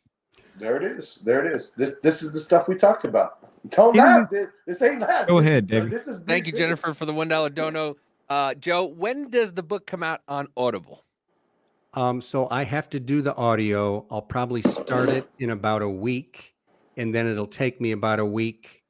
And then Amazon actually takes about a month, unfortunately, to then get the audio file onto Amazon. So it's probably going to be 6 to 8 weeks. Nice. All right. Well, I'm definitely going to get that so I can just pop that in my head while I'm working and just listen. But yeah, I wanted to bring this one up here, and I do like going back to this one because this actually gives credence to the 2000 Mules documentary. Because this guy right here, what he would do, and he's been involved in this for a long ass time, what he would do is he would pay people to bring the signed ballots that were completely empty to him. He would fill them out with his crew and then pay other people to stuff them in mail-in ballots. Now, this was going on for a long time. He's got a record all the way back to 2003 when he starts jumping into this. Okay, so he goes back away. In this article here, and in every article that you can find about this man, it never mentions anything about 2020. But in the court documents, he admits he did it for 2020 as well. Fascinating. Yeah, this guy was, it was crazy. This guy was just taking things and just Now, like Brett was saying. let's go ahead and blow Joe's mind a little bit here. Do you know what the Help America Vote verification system is? No. Oh, here we go. Here we go. Here we go. You better sit back in your seat right here. Okay, Just so the blew my mind. Help America Vote verification. This is tracking from the Help America Vote Verification Act. Okay, the act says if you don't have an ID, you can register with the last 4 digits of your social security number and your last name, right? Okay. This is who keeps track of this. Anybody that tries to register with that information. Let me go back to what set my state off and what made me actually just blow the fuck up. In 1 week's time, this is reported every week. Sometimes they'll backlog data and just release it over time. In Alabama, 3,931 people tried to register for the very first time of their life with the last 4 digits of their social security number and last name. How in the hell did 25 25% of that fail that information. Because that's non-matches. Now, in that same time frame, for the 2,645 that did match, how the fuck did 461 dead people try to register to vote for the first time? Which is it's a dead rate of 20%. Is this Chicago or is this? No, that's Alabama. That's my state. That's from the whole state. Now, there are some in here that just get really wild, like Missouri, 36,503, 3,205 didn't know their information, and 314 were dead. Here's what really blew this up is to how people were actually catching on to this. What was it, February? I think it was February 17th. Of Bret State? Oh, yeah, don't pick on me. Texas reports every 2 weeks. What? Every 2 weeks. And this goes on for months. For months. You got 6 digits registering to vote for months and 5 digits not knowing their last 4 and 5 digits and 4 digits of dead for months. So what's your thoughts about this? Well, somebody should be investigating that. Oh, right? Absolutely. We are. Yeah, but not just you guys. Yeah. There are congressional hearings. That's what I'm saying. There are congressional hearings going on about this same information. Now, Yeah, though, it's been, But the government has it now. Yes, this is why I say they're small, they're slow as shit. But yeah, this is the things that are. We have a little group, not with the little podcast thing we're doing. We have a little group where we're actually going through things. We found out a lot about how 2020 worked and everything beforehand. This That's isn't just mind-blowing. 2020. And Okay. you know, the FBI should have a task force that is dedicated to just investigating this stuff. scroll down to the bottom really quickly, Rich. Hold on. I'll go back to that here in a second. There is no point in that, Mr. Sweeney. Everything that the government was doing, and there was only one law to stop the government from registering you to vote, which is the Constitution of the United States of America. This, where literally everything but 5, maybe 6 agencies of the federal government can register people to vote, and they don't even have to know it's happening. Sweeney, you got him going now. Oh, You know, about to say, here we go. Here we go. I had back. no doubt that the reason the Biden-Harris administration threw open the border is because they just wanted to skew the electorate. Yep. Right? They wanted to get as many, frankly, poor people in here as they can because they're the party of we're going to give you free shit. Yeah. Just vote Democratic, just like all my relatives have done their whole lives. They were, economically disadvantaged, off the boat Irish, right? And they voted Democrat their whole lives. And they're union people. And so there was no doubt in my mind that that's why, we now have tens of millions of illegal immigrants in the country, because they want to skew the electorate. But what I hadn't focused on was, all their efforts to then get as many people as they can registered, so they can ensure that they're going to get those votes. Well, that's the thing. Next book. Next Rich, book. Rich came out and discovered that, what happens is if you have the last 4 of somebody's social, which, it's not hard to get. Not hard to you get. can just have somebody registered to vote who's not you, and now their signature, which what the guy was doing in Atlantic City. Now he was actually having people sign the ballot. he was having and keep people, it nifty. but so you have people who are signing these ballots that it's not you. So now the signatures don't match. So now when you go to vote, because there's been people saying that they're Already voting, registered. they're registered and they're voting, and they're like, I've never voted in a primary or a regular election before, and there's a voting record now of them voting. And so it's like, so you go to vote, say I go to vote in Missouri, and I go to sign it, and they go, well, your signature doesn't match, because they're just sending out ballots to people, and now they have their last 4 digits of their social, and now their signatures, they're signing for them, and now they, who are Democrats, are voting for me as a registered Republican in a major election. Yeah, and they've stolen your vote, and you've been disenfranchised. Yep. Or just like JD Vance said in that debate, They have an app now. Then they just put down their picture, whatever name they want. Doesn't even have to be their name. And then they come across to the border, and then they sign them up as that person. Then they go get medical treatment or sign up for welfare or whatever, and then they're automatically registered to vote right there with this new name, this ID or whatever. You know what I mean? And so then you can all these people can come in and vote now. My God, I I mean, mean that's how they've set it up. yeah, I mean, if that's how it's set up, then the federal government is basically acting as a document launderer. It's a document forger. Exactly. Yep. And that's what JD Vance was talking about in that debate when he stopped them and was like, hey, this is how it is. And then Walsh tried to say, oh, that's been going on since the 90s. Well, there was never no internet and computer on your phone that you could do in the 90s to just automatically take your picture, put it in whatever name you want, and then just, put yourself across the border. Right. They don't even have to have documents. That's why they're shredding their own documents when they get to the border. They'll find all kinds of visas, IDs, whatever at the border because they're just dropping that, and then they're not that person no more. You know what I mean? Now they're the new person. And in that packet that they give them, hey, I know you don't speak English, but go ahead and sign your name here, sign your name here. Hey, Right, sign your name. Sign this person's name on this document because they're going to be your sponsor. Lo and behold, that's the registration for somebody here in America. So when that mail-in ballot is now cast, signature correct. As I'm called the angry Mexican. As I'm called the angry Mexican on this podcast, but it's all good. So like angry Mexican. the Marshal Service has the Witness Protection Program, but the Biden administration has the Illegals Protection Program. Yeah. Right. Wait, what?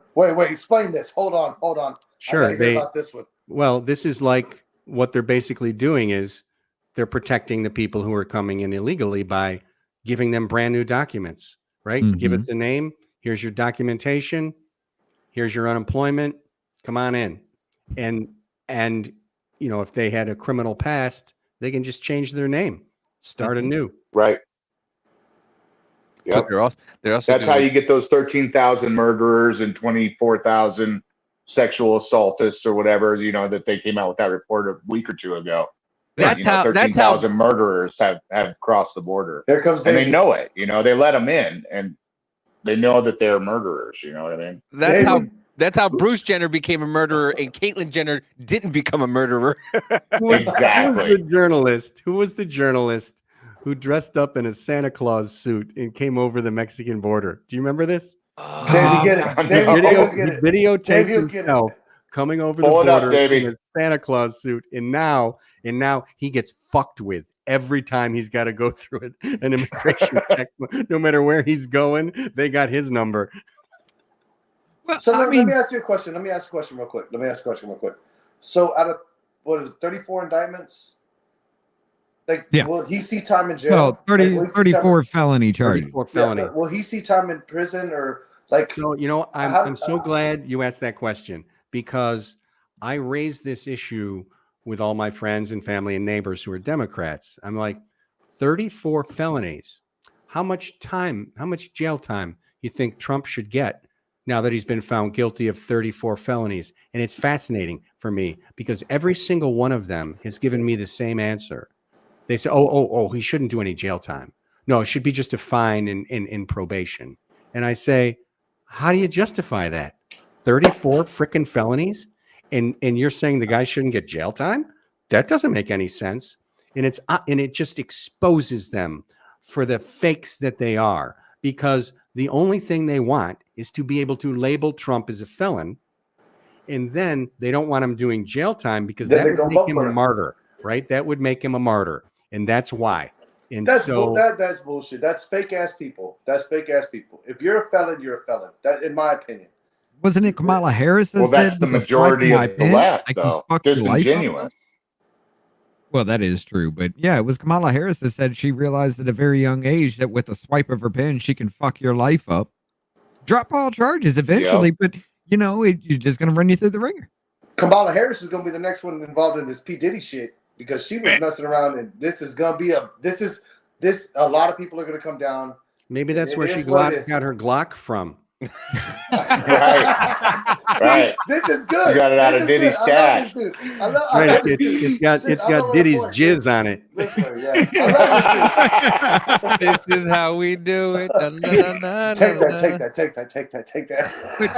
All right, I want to ask you a kind of personal, not really personal, but I want to ask you a professional question here, and this is really going to get Glenn going on this one. Who is Beryl Howell? So Beryl Howell is a democratically appointed judge. She was on the Senate Judiciary Committee for a number of years. I think she worked for Chuck Schumer before she was up on the bench. So this is another trip into the swamp, right? Because she has long time ties to the Democratic Party. So she was the judge on Mueller's investigation. And she's also the judge who approved the grand jury transcripts, which are normally kept secret. She approved those going over to the J6 hoax coup committee, the kangaroo court. She approved that as well. So she has long ties to the Democratic Party. I describe her in my book as a frequent engineer on the Get Trump train. And so I saw that it was a couple of years ago, she received an award from it's like the women's defense attorney, association or something, all Democrats, right? And I looked at it, and who was the speaker on that night? The former attorney general who asked James Comey to refer to Clinton's criminal investigation as a mere matter. Well, Loretta Lynch, Attorney General Loretta Lynch, was the major speaker that night at that gala event. And then all the other people were like people from the swamp, like Democratic swamp creatures.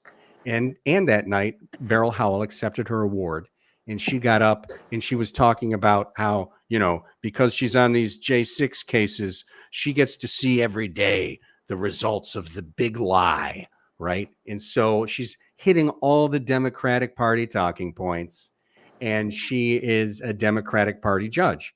And so that's Beryl Howell. Now, I'm sorry, I could cut you there here, especially when you got something like this on the field here. Chief Federal Judge Washington, D.C.'s federal court criticized the department on Thursday for handling its Gen 6 rioters, calling the DOJ's approach puzzling and muddled. Basically, what she was her criticism is, if this is supposed to be the crime of the century, why are we going light on them? But yeah, right, because she wants to throw the book at him, which is what she has been doing. Right. And I heard that personally at my trial, when I took the plea deal, I heard that personally because she yelled at the prosecutor for an hour, then she yelled at my lawyer for an hour, and then she scolded me for an hour. So I was there for 3 hours, but the whole time she was talking to the prosecutor, she's like, I don't know why we're only giving him a $500 fine when there was $1.5 million worth of damage to the Capitol. They should be paying so much more, and you want to give this guy 2 months in jail? She's like, that's it? She's like, if we let him have 2 months in jail, then how are we going to keep track of him? How are we going to keep him from going out and attacking somebody else? And I never attacked nobody that day. I never touched anything. I never attacked nobody. All the cameras there. You won't ever see me doing anything violent that day. And I give you credit for keeping your mouth shut, because I know what you were thinking. Oh, by the time I watched her scream at him for an hour and then go at my lawyer for an hour, I knew where I was at that point, and I just went up there and just begged for mercy, basically, because I knew I was fucked. So see, there was nothing I could do. That's where me and you differ. I'd walk into that thinking, I'm already going to prison. Fuck it. I had two kids at home. I'm gonna get my money's worth. I was a single parent with 2 boys at home, so there was no way I was gonna try to do anything that would put me in jail for a prolonged time. You know what I mean? I had both my boys at the time. Sounds like you seized the moral high ground, and good on you. and I Now, did. he, on And the other hand, he'd Right, probably you were- been dipping his pants. she was And the judge would have she been was like, waiting. would have been like that old Cheech and Chong record. Bailiff, whack his pee. right. Yeah, she was waiting, man. She wanted any reason to put me away, dude. She kept trying to get me to admit that I was trying to what was the charge? Disturb the congressional, proceeding or whatever. Yeah, and she kept trying to say that I was there to do that. I was like, I wasn't here to do that. I just followed the crowd inside the building. Somebody I told me there wasn't was here to pizza do in there. anything. Right. Well, there was like 20 riot cops outside of the building, and I have it on film, that attacked people in the crowd. There was 4 cops up there that were shooting people in the crowd, and then there was 20 riot cops that came into the crowd and started punching people. And we surrounded them, and we were asking them, what are you doing? Why are you attacking us? Why aren't you up there protecting the building? And then they just wandered deeper into the crowd. They didn't wander up to the building. They wandered deeper into the crowd. And my thought was, I'm safer with this group of people who just stood up to these guys who are now heading up the stairs through the scaffolding to get up to the top. I was like, I'm staying with these guys. I'm not going to stand here in the crowd and just be blasted in the back of the head with a baton all of a sudden. Right. So I felt safer with everybody else that I did, standing down there in the crowd now. So we all went up to the top. And then once we got up there was a ramp going up straight into the Capitol. So we just all single filed into the Capitol. And I was the 700th person through that door. So Wow. It's not like I was charging the lead or, I wasn't charging head first in there. I was just following along with everybody, filming and checking stuff out. I've never been there. It was my very first protest rally ever that I've been to. My very first time ever to be in DC, so I had no idea what was going on. I thought, I'd seen people go into Congress before and protest, and they get a $50 fine and they're shipped home. You know what I mean? So I thought that's what was going on. I was like, oh yeah, USA. And yeah, it didn't turn out like that. So. Well, I mean, Thank God it was too cold for me because I just went home. It was cold. It was cold. I was It cold. was warm inside the Capitol. I went home. I had people calling me up going, "Hey, are you in there?" And I'm like, "In where?" I'm in my car. They're like, "Oh no, they see." I was down there. I went to the rally, and me and my ex-wife, we left because it was freezing, and Donald Trump was almost done. We're leaving, and I had It people was calling cold. me up asking me about "Are you in there? Are you in there?" I was like, "In where? What are you?" I had no idea. But during that day, the funny part about it is there was no cell service. So right. I couldn't stream anything. I had to record everything. Yeah. So everybody talking about how it was this coordinated attack and everything like that. I'm like, no, there's no way. There was no cell service throughout the whole time. I was in we were in that whole yard, and there was people going around. Shut it down. Yeah. Right. You guys have stuff like that, right? Yeah. Where you can just shut down a cell signal in an area. Oh hell yeah! I'm just speculating. Right. Yeah. Yeah. I would assume they did, because I saw these weird stations out there, like antennas and stuff, that were right outside the Capitol. And like Davey said, I couldn't make phone calls or stream anything or anything like that. So that's when I knew, other than just being there, what they were saying, when I knew it was 1,000% bullshit, because they were like, oh, these text messages were going back and forth between these people. And I'm like, text messages? I couldn't get a fucking cell. I couldn't get a signal. I'm trying to coordinate with some of the people that I knew that were there, and I couldn't get a signal till after I had left the area. And it's funny because they were saying that all these people with MAGA stuff on, it was a whole block full of stuff where you could buy. Adam, the lectern. I bought a MAGA sweatshirt before I went there off a vendor guy right there. Oh, you're so a real freaking troublemaker. cold. Yeah, exactly. I bought a MAGA shirt You, right Lee there. Harvey. I want to party with you. the guy who stole the lectern, Adam. Lectern. Yeah, Adam Johnson. Yeah. Yeah. So a friend of ours. He's like, dude, somebody gave me that hat this morning, and now it's synonymous with me. I have that hat now. It's synonymous. I didn't have that hat before that day. He's like, and then And then he's like, I moved it 10 feet. And I was like, you did? That's it? He's like, yeah. Yeah. Everybody thought I stole it. I was like, and then I saw the video that he actually put up. And like, yeah, he moved it 10 feet, was playing around with the thing, and then just walked away. I was like, and they put you in jail for 72 months for that? He's like, yep. Mhm. I was like, So oh, I'll give you a little blast from the past. Do you folks remember Shays Rebellion? Daniel Shays Rebellion. It's probably the only legitimate insurrection our country's ever seen. And these were soldiers from the Revolutionary War who became farmers, went back to being farmers, and they couldn't come up with enough to cover the property taxes, and their farms were being seized, and they weren't getting back pay. And so they revolted. And when that rebellion, and so they were shutting down courthouses, stopping their properties from being seized. And when the rebellion was finally quashed, they were raiding a federal arsenal to get some of those assault muskets. Yep. Nice. And so this was an actual armed insurrection. And guess how many days in jail Daniel Shays did? none. 0. None. Pardoned. Right. Pardoned. Well, I mean, and But that's yet you got the Proud Boys going to jail for seditious conspiracy when Exactly. it was proven. Or a in grandmother, the- years. a grandmother who was, knitting while she was praying. it's just so, and they talk about it all the time. And once again, we talk about this. DC was on fire in Yeah. 2017 Mhm. when Trump got Trump's inauguration. DC was on fire. May 29th, 2021. Yeah, Molotov Of cocktails, smoke grenades. I remember. They lit the guard tower on fire. He had to go into a bunker. They called him a bitch for going into a bunker. Then he came out and they said he did it for a photo op with an upside down Bible. Which is it? Is it a photo op or is he a bitch? Like they do that. All the news does that all the time. But it's like, and people are just like, yes, he's a bitch. Yes, he wanted a photo op. Like, bro, just do a little bit of research. But yeah, they called January 6th the worst day in American, one of the worst days in American history. And it's like, it wasn't even like top 10, maybe. Like, it wasn't even, it didn't even, I don't think it cracks the fucking TRL top 10 of worst things that could happen.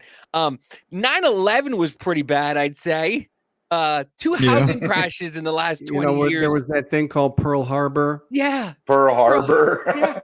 And then there was Saturday thing Night since the Live Civil after War. John Belushi left. Oh, Yeah. And then there was Shot Saturday Night Live fired. when Obama left. Holy shit, they sang "To Sir with Love" to Obama when he left. I was Y'all like, too what? goddamn much. Y'all too goddamn much. It's like, what's too goddamn- well, What's you're also talking about the first black president who got a Nobel Peace Prize within the Hold first on, he's 9 not months of his black. presidency. He's not black. I don't give a got damn. CIA we got He's a not CIA guy Kalama's right not over there. Kalama. We Kamala's got a not CIA black. guy right here. He Kim knows. Il-sung. We got a CIA guy right here. He knows for the fact. Is he American? Obama is not black. Is he an What American? is he then? Fuck, I don't know. That's what Trump told us. I don't know. We just believe whatever he's told us. To be honest with you, He's Once Alfred again, E. he Newman was in Hawaiian. blackface. He was Hawaiian. I'm supporting Hawaii. he's Howard today. Stern in I'm supporting- blackface. That's Yo, the longest Davey, running. Davey, that was bad, Davey. That was bad right there. That's the longest running Lincoln Osiris bit I've And ever seen in my life. My brother right here to the side. I'm sorry that happened to you. I'm sorry that happened to you. But I just listen to, what you have to say. I'm just giving you my opinion. That's why I kind of turned my head backwards and was kind of shaking my head. My mother always taught me, if everybody jumps off the bridge, you're going to jump off the bridge with them? Yeah, but if Yeah, you but got 20 guys out there beating people up in a crowd, are you going to stay out there with those 20 guys in riot uniforms with guns and fucking batons? You're going to stay hang out with those guys? Or you're going to hang out with the guys who are like-minded with you? No, I agree with you. I wasn't there. I can't. Yeah. I could just tell you from what my experiences of how I know what I would do. Listen, Okay, if it was either It was jump a foolish decision, but at the time it seemed like the most logical decision to stay with the group that was willing to stand up and not be assaulted. So You know what I really- mean? So really at quickly, the time, it seemed like the best move to stay with that group and take a risk of staying out there and having my back turned to a baton. So that scenario sounds great, Bret. But like, what else is going on. So if everybody else is jumping off the bridge because somebody's shooting at them, then Right. yes, jump off the bridge with everybody else. But if you're just jumping off the bridge just to That's how jump it off the felt. bridge, then yes, you're an idiot. But if you're getting shot about at this. while you're jumping off the bridge, that's a different story. Think about this though, Brett. Okay. You got a huge swath of America that can't even tell you what the 3 branches of fucking government are. Do you think they're going to know that they cannot walk onto federal grounds with barricades that no longer exist because they were torn down before the large swath Yeah, those crowd got barricades there? weren't there when I got there. Not only that, he had Nobody a saw permit that for there us to was- stand out there. Yeah, nobody saw that there was any kind of, keep out, beware, danger kind of things. Nobody saw anything like that. And then they get up there and the doors are open and people are walking in. I got you, and I'm with you. But All this the is why- violence only happened on the west side, which is where all the cops were shooting shit In at. the tunnel. Everybody else was let in. Some people actually did force their way in on the one side, but the cops are just like, fuck it, let's go. I'm with y'all. I'm with it. I completely understand. Here's my only issue with it. My cousin was downtown in Austin when all this stuff happened, and was part of that stuff that happened at the Capitol here. He lost his eye because of this, and he went back to go get his brother, and was shot out with a pellet gun, or not a pellet gun, but one of those. You know what I'm talking about? One of those. You know what I'm talking about? Pepper balls. Like, Less than elite round, yeah. Lost his eye because of it, and he was just going back to get his brother because he saw stuff was going down. Right. And that's why, and they just went down there just like he did. Like, I'm trying to point the right direction, but he just went down there just to go see what was going on, and you get caught up in the mix. And like I said, I'm sorry that happened to you, but it's kind of like, I don't know. In my opinion, I guess I'm old enough to understand, or maybe I'm just. It was my first time ever being to a rally, and it was for a stolen election that I watched them steal. So I thought it was pretty important that I'd be there to put my voice up saying, yeah, I saw what happened. I saw you guys putting ballots underneath, pulling ballots out from under tables. I saw you guys, not letting poll watchers in there. I saw you putting pizza boxes up in the window. I saw the election take 3 weeks to count. None of that stuff I had ever seen in an election before in my entire life.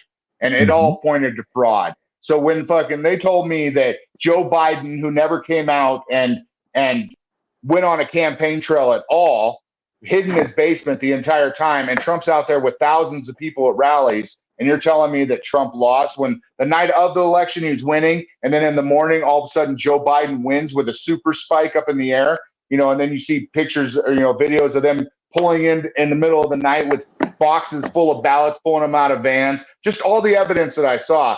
I figured, if I'm ever going to go to a rally or speak up and have my voice heard, this is probably the one time in history that I'm pretty sure I'm right, and I should speak up, and we should bring it to everybody's attention that, hey, maybe this thing is stolen.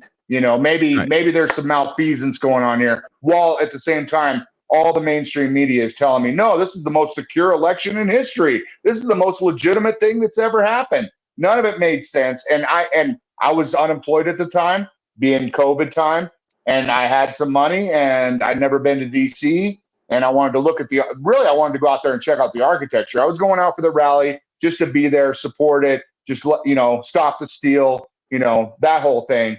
But it didn't end up with me looking at architecture. It ended up with Trump saying at the end of the speech, we're all going to go down to the Capitol. We're going to stand there peacefully and patriotically, and we're going to, oppose this decision, and so I went down there, and I wasn't going to go in that building, dude. I was down there filming the cops standing up on top, shooting people down below with pepper balls and throwing grenades at us and stuff. I was just filming them. But then once cops start attacking people right next to me, and they have the guy up against the fence, and they're just punching him in the face over and over, not arresting him, not detaining him, just beating the guy. So then when I turn around to film them, I'm like, what are you guys doing? Why are you guys hitting that guy? Why aren't you arresting him? Why aren't you up there protecting the building? Why are you down here with us? And then, everybody circles them up, and then they just wandered deeper into the crowd. They didn't go up to the building to protect the building. They wandered deeper into the crowd.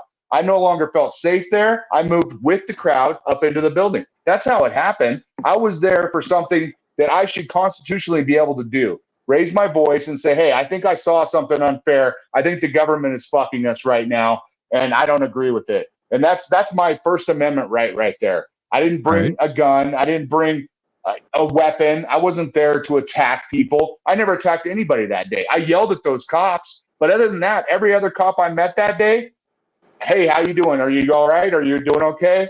You know, here's some water. Fucking every other cop that day was legitimately nice and understanding. The only time I freaked out was when those cops were assaulting that guy. And so, you know who I blame? Maybe you don't think I should have been there, but I think that was the one time that I should have been there. You know who I blame for January 6th? Donnie O'Sullivan from CNN. That's who I blame for January 6th.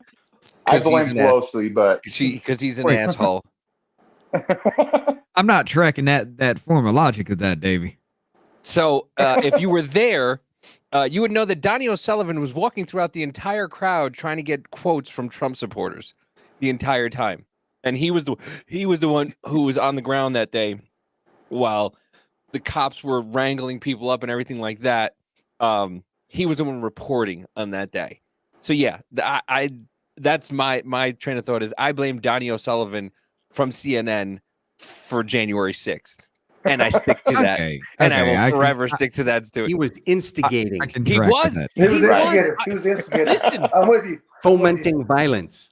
Listen, I'm telling you, Donnie O'Sullivan was going around with his little stupid Irish ass and a stupid microphone. Why is he gonna be Irish? He's stupid. Because he's Irish. Yeah, stupid. Because he's Irish. If he was Asian, he'd say a stupid Asian You're a ass. stupid Mexican. I call you a stupid Mexican. Fucking Donnie O'Sullivan is Mexican. stupid Irish. Fucking angry Mexican. How about that shit? But no, Donnie O'Sullivan was walking around with a stupid microphone asking all the Trump supporters, you don't think this is a bad thing? You don't think Trump is for democracy?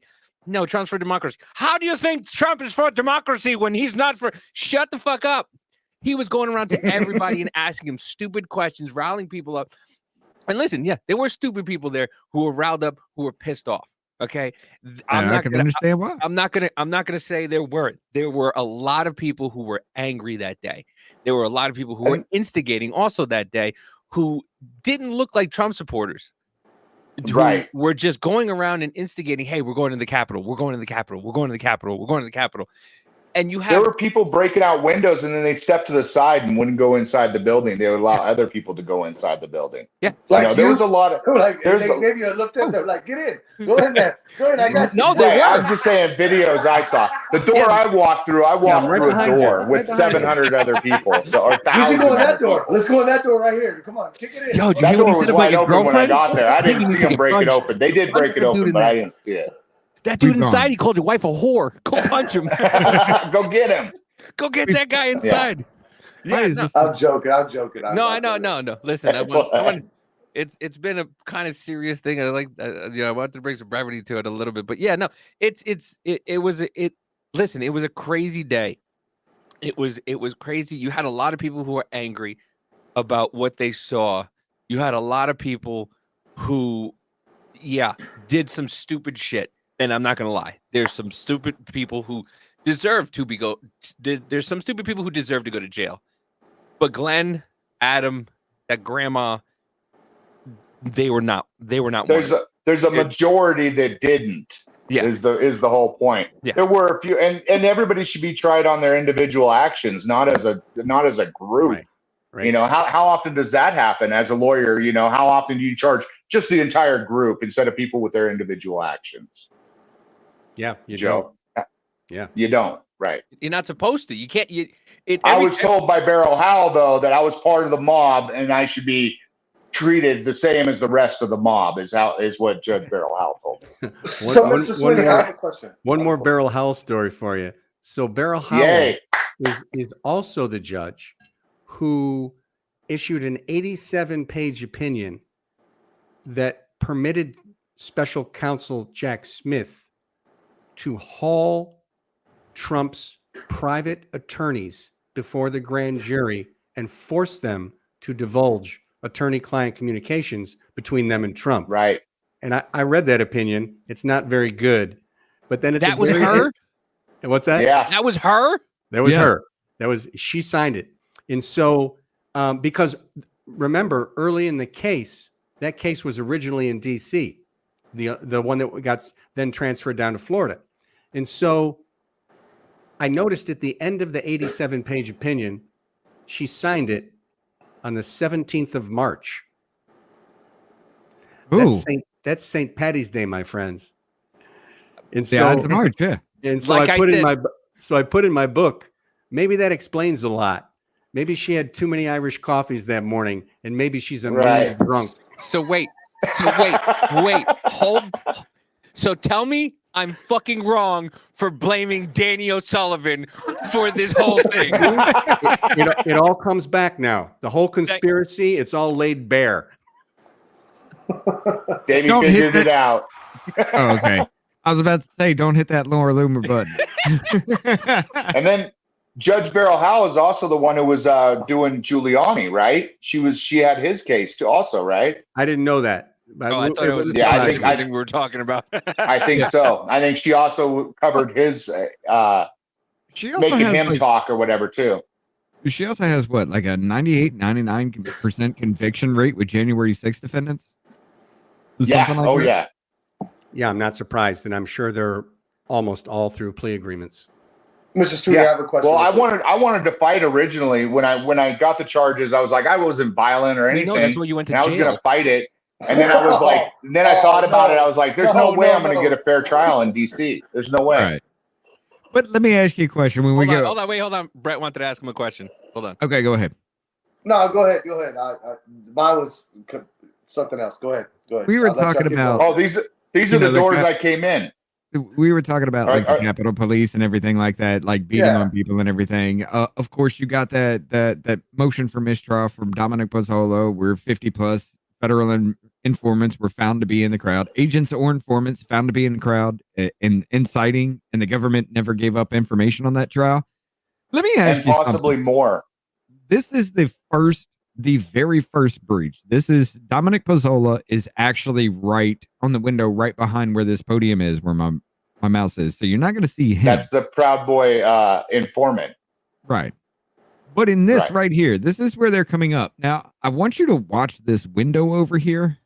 And the guy that breaks it, I need to understand why the hell he walks away.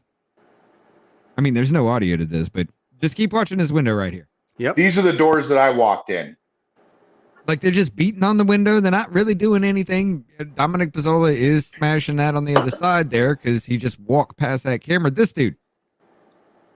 Okay, well, pause it. Pause it real quick. Are those glasses? Are the glass? Well, obviously not bulletproof. No, Where's it's the not bulletproof. Where's security No. at? Where's security at? Where's any? That's my question too. Like, That's a where good is it? question, dude, because there was only 4 cops up there, like I said, that I was repelling the crowd down below. But there was 20 full armored, squad in the crowd with us attacking people. But there was 4 to 6 people up here. I'm not gonna lie. If So- you were wearing a mask that day, I'm not gonna trust you anyway. Well, you see this, If you were wearing, because everybody This was is- out there without masks, and everybody was like, "Fuck this," and that was another thing I want to bring up. Like, well, hold on. You had Before you people- bring that up, let me finish this point off here. The point of this was for me to show you if these guys are supposed to be breaking into the building, they're supposed to be violent, bloodthirsty monsters. Why the hell did that dude break the window and then walk away? Watch it again. Breaks the window, just walks off. Yep. If that was a Trump supporter, would you not be banging on the windows trying to get through like Dominic Pozzola is right here on this side? Yeah, Dominic Pozzola breaks that other side open. why does that window now look like fucking Black Panther? I'd say a little bit of Spider-Man, but That too. Yeah, you had guys breaking windows and stuff like that, and then walking away, and it was just like, Yep. Instigators. Yeah. Opening the path. yeah, there was a lot of instigators and a lot of people. And once again, like Glenn said, you had a lot of people who were angry about what happened. Everybody saw it firsthand. Everybody saw, the Georgia go down. They said there was a plumbing breach, and then all Right. of a sudden they resume count again. And listen, 4 people in that room, and they pull up boxes out from under the tables and start counting those Well, here's after the thing. everybody's left. So here's the thing. What I saw kind of a little bit was that they were put under there for something, and they were the boxes. What I saw, listen, They were stored there. I'm Because that's telling what you do what with I'm documents. telling you store what I them under the saw. table. I saw, yeah, because I saw All the I rest saw of the both documents videos. you pull across the table, but those documents we stuff under the table. Listen, I got you. I got you. But I saw 2 videos, which one of them looked kind of edited. I'm not gonna lie to you. I'm not gonna, because I don't. I don't like to play bullshit. I saw kind of a video, a longer video, which looked like they took the stuff, put it under there during that fucking stupid plumbing breach, quote unquote plumbing breach thing, which I get. The problem is that the plumbing. You wouldn't breach, store it on top of a table if there was a plumbing breach. If there's gonna be flooding, you're gonna put it under the table. Yeah, no, you wouldn't take it. You wouldn't take it out of the building. In a day and age where we have you can literally vote on your phone. You're gonna have all those things in there. You're gonna have videos of people telling you they're tearing up ballots for Trump. You're gonna have videos of people, putting not letting Republican electors in, checking and making sure, because all of a sudden the left is this, and then you can't even look through the window. Yeah. Why not be able to let them look through the window? And my favorite You're thing gonna is put stuff up in the window. Come on. None of it made sense.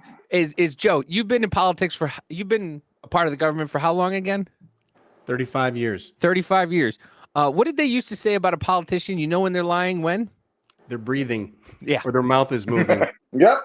Right. But now all of a sudden, every politician who's on one side is telling you the truth about everything. Now every politician who's a Republican or a MAGA or a MAGA supporter or this and that, they're liars, and they tell you misinformation. Yet for what I've known, I'm 41 years I've been on this earth. For everything I've known, a politician does nothing but lie to you. Yep. From the time doesn't matter left or right. Yeah. From the time they get before they get elected to the time they get elected to the time they're in, they are just liars. And now all of a sudden, you only have certain politicians lie to you. I mean, and then you want to call things misinformation and disinformation and all this stuff. It's like, come on, guys. Like, be smarter than this. On the same hand, though, Davey, you haven't ever had them come out and say, well, look, what you're seeing is not real. What you're seeing is a lie. You haven't had them come out and be as bold as they have, just changing definitions, telling you you don't know what a woman is anymore, telling you that even though you saw that, that's not really what's happening. You know what I mean? They come out and now they're so bold about it that they will just lie to your face. No matter if you recorded the video yourself and saw it, they would tell you that it was disinformation and that it was completely wrong, and you just had the wrong idea about what you recorded. I mean, that's how bold it is now. Not only do they lie, but they sit there and gaslight you and try to make you think that you're crazy or that they're telling the truth. You know what I mean? It's become so flagrant that I don't know how anybody can not see it. You know what I mean? I wasn't very political before 2020. Like, I voted for Trump, but that's only because I hated Hillary. That's the only reason. But I wasn't political at all. I went to work. You almost said it, by the way. I almost said Hillary. I know. You almost said Hillary. I didn't vote for Hillary. I did not kill myself. But I wasn't political at all. I worked a job. I came home, and every 4 years I'd vote for a president, and I wasn't always a Democrat or a Republican. I'm an independent. I voted for whoever I thought had the best judgment and would lie to me less. You know what I mean? I knew they were all government. I knew they were all politicians. I knew they were all lying. I knew they were all corrupt. Just which one do I think is going to be better for the country? I never thought about it beyond that. Give me but one then second. in 2020, once you saw all that stuff, that changed it. Hold on. Give me 1 second. Davey, go ahead and take the reins here for a second. I got to go to the bathroom. I'll be right back. Okay. Mr. Sweeney, I learned something very, very quickly for being on this podcast with them. Is that, and you can tell me if they're right or wrong, vote for your local politicians, because those are the people that are the ones that are becoming the Secretary of State. Those are the people that are becoming your vice president. Those are the people that are moving up in the reins and keep going and making these things happen. Well, I mean, what's your thoughts about that? I think that's right. They say all politics is local, right? That's where it all starts. And that's where it starts. Yeah. And some of the greatest tyrannies actually occur at the lower levels of government, right? Where people have a lot of power and they abuse it. It's important to get the best people possible into government, right? People who have strong morals and strong ethics, and who won't be tempted to abuse the power that they end up having. That's the most important thing. So yeah, get involved locally, right? Vote locally. And because those people are going to rise up through the system. And that's the one thing I realized about Trump is he's a billionaire. He doesn't have to be here getting shot in the head, dude. He doesn't have to be here taking all this. He could go and just retire right now. But he's out there because he wants to save America. He sees what's going on too. He sees all this craziness. So I mean, even if you guys hate Trump, I mean, you have to look at it. This guy's a billionaire. All these other people are politicians who go in and get a $200,000 salary and end up millionaires. This guy is a billionaire who went in there and actually lost money, because he's not taking care of his business. He's not allowed to while he's president. So, he has the kids to all take care of that stuff. He actually lost money being the president. So you may hate Trump, but he is the one guy that, I look at it this way. If everybody else, all these other corrupt politicians hate him, then there's got to be a reason. You know what I mean? He's the one guy that everybody hates. And it's because they're all corrupt and he's cutting into their money. He's gonna break their toys and they don't like that. So, you may not like Trump, but if you don't vote for Trump, man, you're basically setting this country up for failure because Kamala ain't gonna do it. Tim Walz ain't gonna do it. Those two cackling goofballs aren't gonna help you ever. You know what I mean? They're looking to hurt you. One of my favorite that's just my opinion. One of my favorite things I heard was Jennifer with the $1 dono. Great show, gentlemen. Y'all did Tell great. Jennifer for giving you $1 tonight. Tell her give me a $1. Shit. No, but somebody said that JD Vance looks friends like with school shooters. No, besides that, I'm friends with school shooters.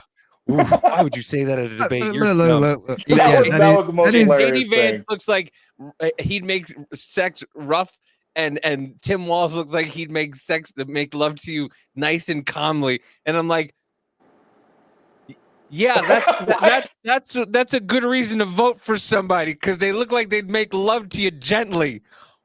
What? People out here with these wild fucking statements, and I don't understand it. Some people on the internet make wild statements, and I think the internet was a bad idea by giving some idiots a voice that they don't deserve. There's two of them. There's two of them right there. There's two of them right there. There's two of them right there. I can put two of them. Can we? How am I? I'm on break. Come here on my camera. Don't love this break behind you, Glenn. So what were you gonna say? Take me on break. Brett? I'm on break. No. But you had a question. No, was Mr. Sweeney's opinion? How much shit was in behind closed doors that you can't talk about? Oh, so much. I mean, I couldn't talk about most of the things that I did.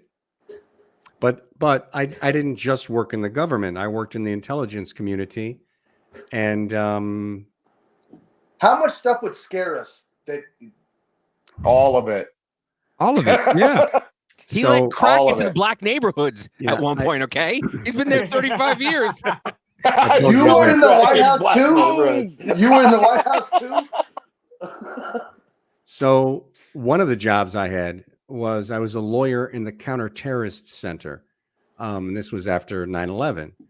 And you see all the threat traffic coming in every day from all over the world. You would not believe how many people are just completely dedicated to killing U.S. citizens. That was probably the scariest thing that I saw. All that threat reporting from all over the world of people who just hate us and want to kill us because of our freedoms, right? And now we let them across the border. Yep. We opened up the border to them. Yeah, there's definitely no doubt. There's no doubt that fairly large numbers of those types of people who want to kill us are slipping in through the system. Jennifer with the $1 dono. Mr. Sweeney, do you know any good jokes? Yeah, Joe, give us a good joke. Yes. I know a lot of good jokes, and they're all so dirty. I Do want it. one. Do it. One good dirty I gotta hear joke. one before I go on break. All right, I'll give you one quick one. What's the difference between an Irish wedding and an Irish wake? Oh. One less drunk. Oh. That's good. That's good. Use a dap on That that. was- was good. yeah. That was All good. I right. gotta give you some dap on that. That was good. Give me some dap. Come on, you gotta give me some dap there. I know what the Hey, cat is. he's Look too like old to shit. do what you do, man.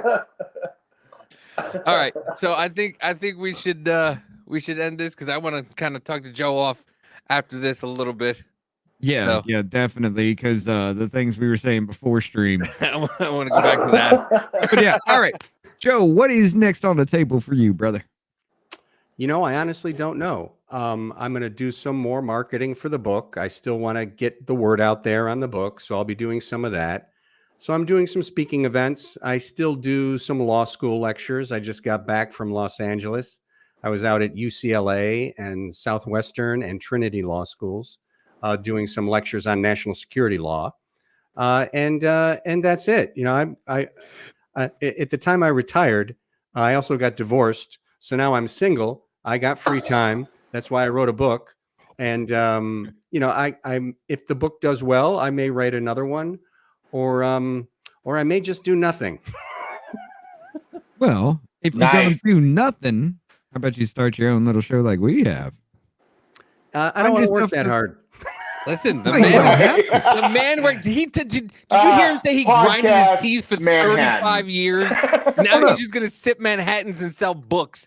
I Hold think on. that sounds Right. like a great idea. I Hey, guarantee if you you, can this, hire me, we can talk a wait. story about the post office. We can write a book about I the post guarantee you, this man could turn on a camera and Yeah. tell you a story and pump out 30, 45 minutes to put it out there for you. I guarantee you, this man is newly divorced and wants to travel the world right now. Right. Why not do it on the road? Have you ever seen? I will Have have- you ever seen the television show? It's on. I don't know. It's on like either Amazon Prime or Netflix called Brockmire. No. Yes, yes, with Hank Azaria. Hank Azaria. Yeah, He does some of the voices on The Simpsons. yeah. So he plays an alcoholic sports announcer for Major League Baseball. He's kind of like a Harry Carey figure. It is so raunchy and funny. And what he ends up doing is starting a podcast where he just basically gets hammered drunk and tells all these stories about baseball. And he ends up being the top podcaster in the, I in the remember United that. States.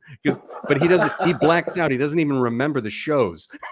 Listen, we don't need you. Maybe just I'll do divul- that. We don't need you divulging secrets in an alcoholic blackout. Hey, I'll be- remember when Barack Obama decided to drone bomb? In that way, those guys? it could excuse me from my non-disclosure agreement, given that I could claim that I was non-compos mentis. He's another character. He's another character. He's not himself. He's another character. Listen, God, Right. I hate lawyers because they just use these big giant words. I was non-compos mentis when I was talking about drone striking children. Sorry, guys, I'm no longer here. I was Bye, out of guys. Jennifer, thank you for the $1 dono. Please come back, Mr. Sweeney. You're now an honorary member of the Mullet Mob from Jennifer. Yes, No, thank but you. yeah, Welcome to the mob. This was it'd this be was fun so to much have you fun, back man. and actually really let loose. Because now that I know that you're okay with it, we can really have fun with it. It was great to meet you. It was great I to got meet a you. lot more questions. Yeah, I got more answers. It was a pleasure to meet you. Nice to meet you Yeah, too. it was great folks. talking to you, Joe. Nice talking to you. Good luck. right. Bruce Thank Rice you. just Thank said he ordered the book. And I'm Yes. I'm ready for the Please. book too. Please do not right. Recommending forget. it to everybody I know. Anything else you want to finish off with? Anybody at all? Just one thing. So I also have a website. It's sweeneyjb.com. And on there is a contact form you can fill out and message me. It goes right to my email. I'm responding to hundreds of people who got questions, either related to the book or just more general questions. I respond to everyone. Takes a little time, but Yeah, it's right at the very bottom there. You'll see it. And by all means, reach out to me if there's something you want to talk about the book or just the CIA or national security or anything. Is there a Feel free to complaint reach form? out. Is there a complaint form? Yeah, I know when I messaged you, Joe. I'm kidding. When I messaged you, Joe, you were back to me in like 2 hours. Like, it was so fast. I was like, wow, he already messaged me back. So, yeah, very responsive. I appreciate it, man. Listen, yeah, Thank you. people appreciate that. They really do. That like I've been doing this in May. Will be 3 years. I've been doing a podcast, and the amount of people who will reach out, like you reach out to, that will reach back to you. It's amazing. It's amazing, the people you get to know and everything like that. And people really appreciate when you're very personable, and you are very personable. And Yeah, you're great. I think the more people don't realize, the more personable you are, the more people will more inclined to buy your stuff. And that's what's great. Like when It's when all you an see- act. I'm really just a total asshole. Yeah, we know. Yeah, we You saw still that before fit we got right in. on. We saw that before we got on. And That's why we like you. you fit in, Joe. Right. All right. I'm saw why I going took a to break. start growing a mullet. That's why I'm not listening to this bullshit. He's lying. But yeah, thank you for fucking coming on today. Hey, thank you for having me. It's been a pleasure. I love it. And let me know anytime you want me back. Of course, yeah. of course. Definitely. Thank It's you. been Thank it's you. been such a great time. Brett, thank you for coming on. Glenn, thank you for coming on. We appreciate the fucking Thank you, both of guys. two. Love you guys. So good morning. Appreciate you guys. Thank you to Thank you, everybody in the Joe. chat. Thank you to everybody in the chat. Thank you for everybody that stopped by. Don't forget to hit up the website, SweeneyJB.com, and just send him a message. Tell him how great he was on the show. Tell him how great he was on the show, and let him know that you bought his book. And with Buy that, a Manhattan. yeah, there you go. Buy the Or man a in hooker. Manhattan. Free Or a drink hooker. with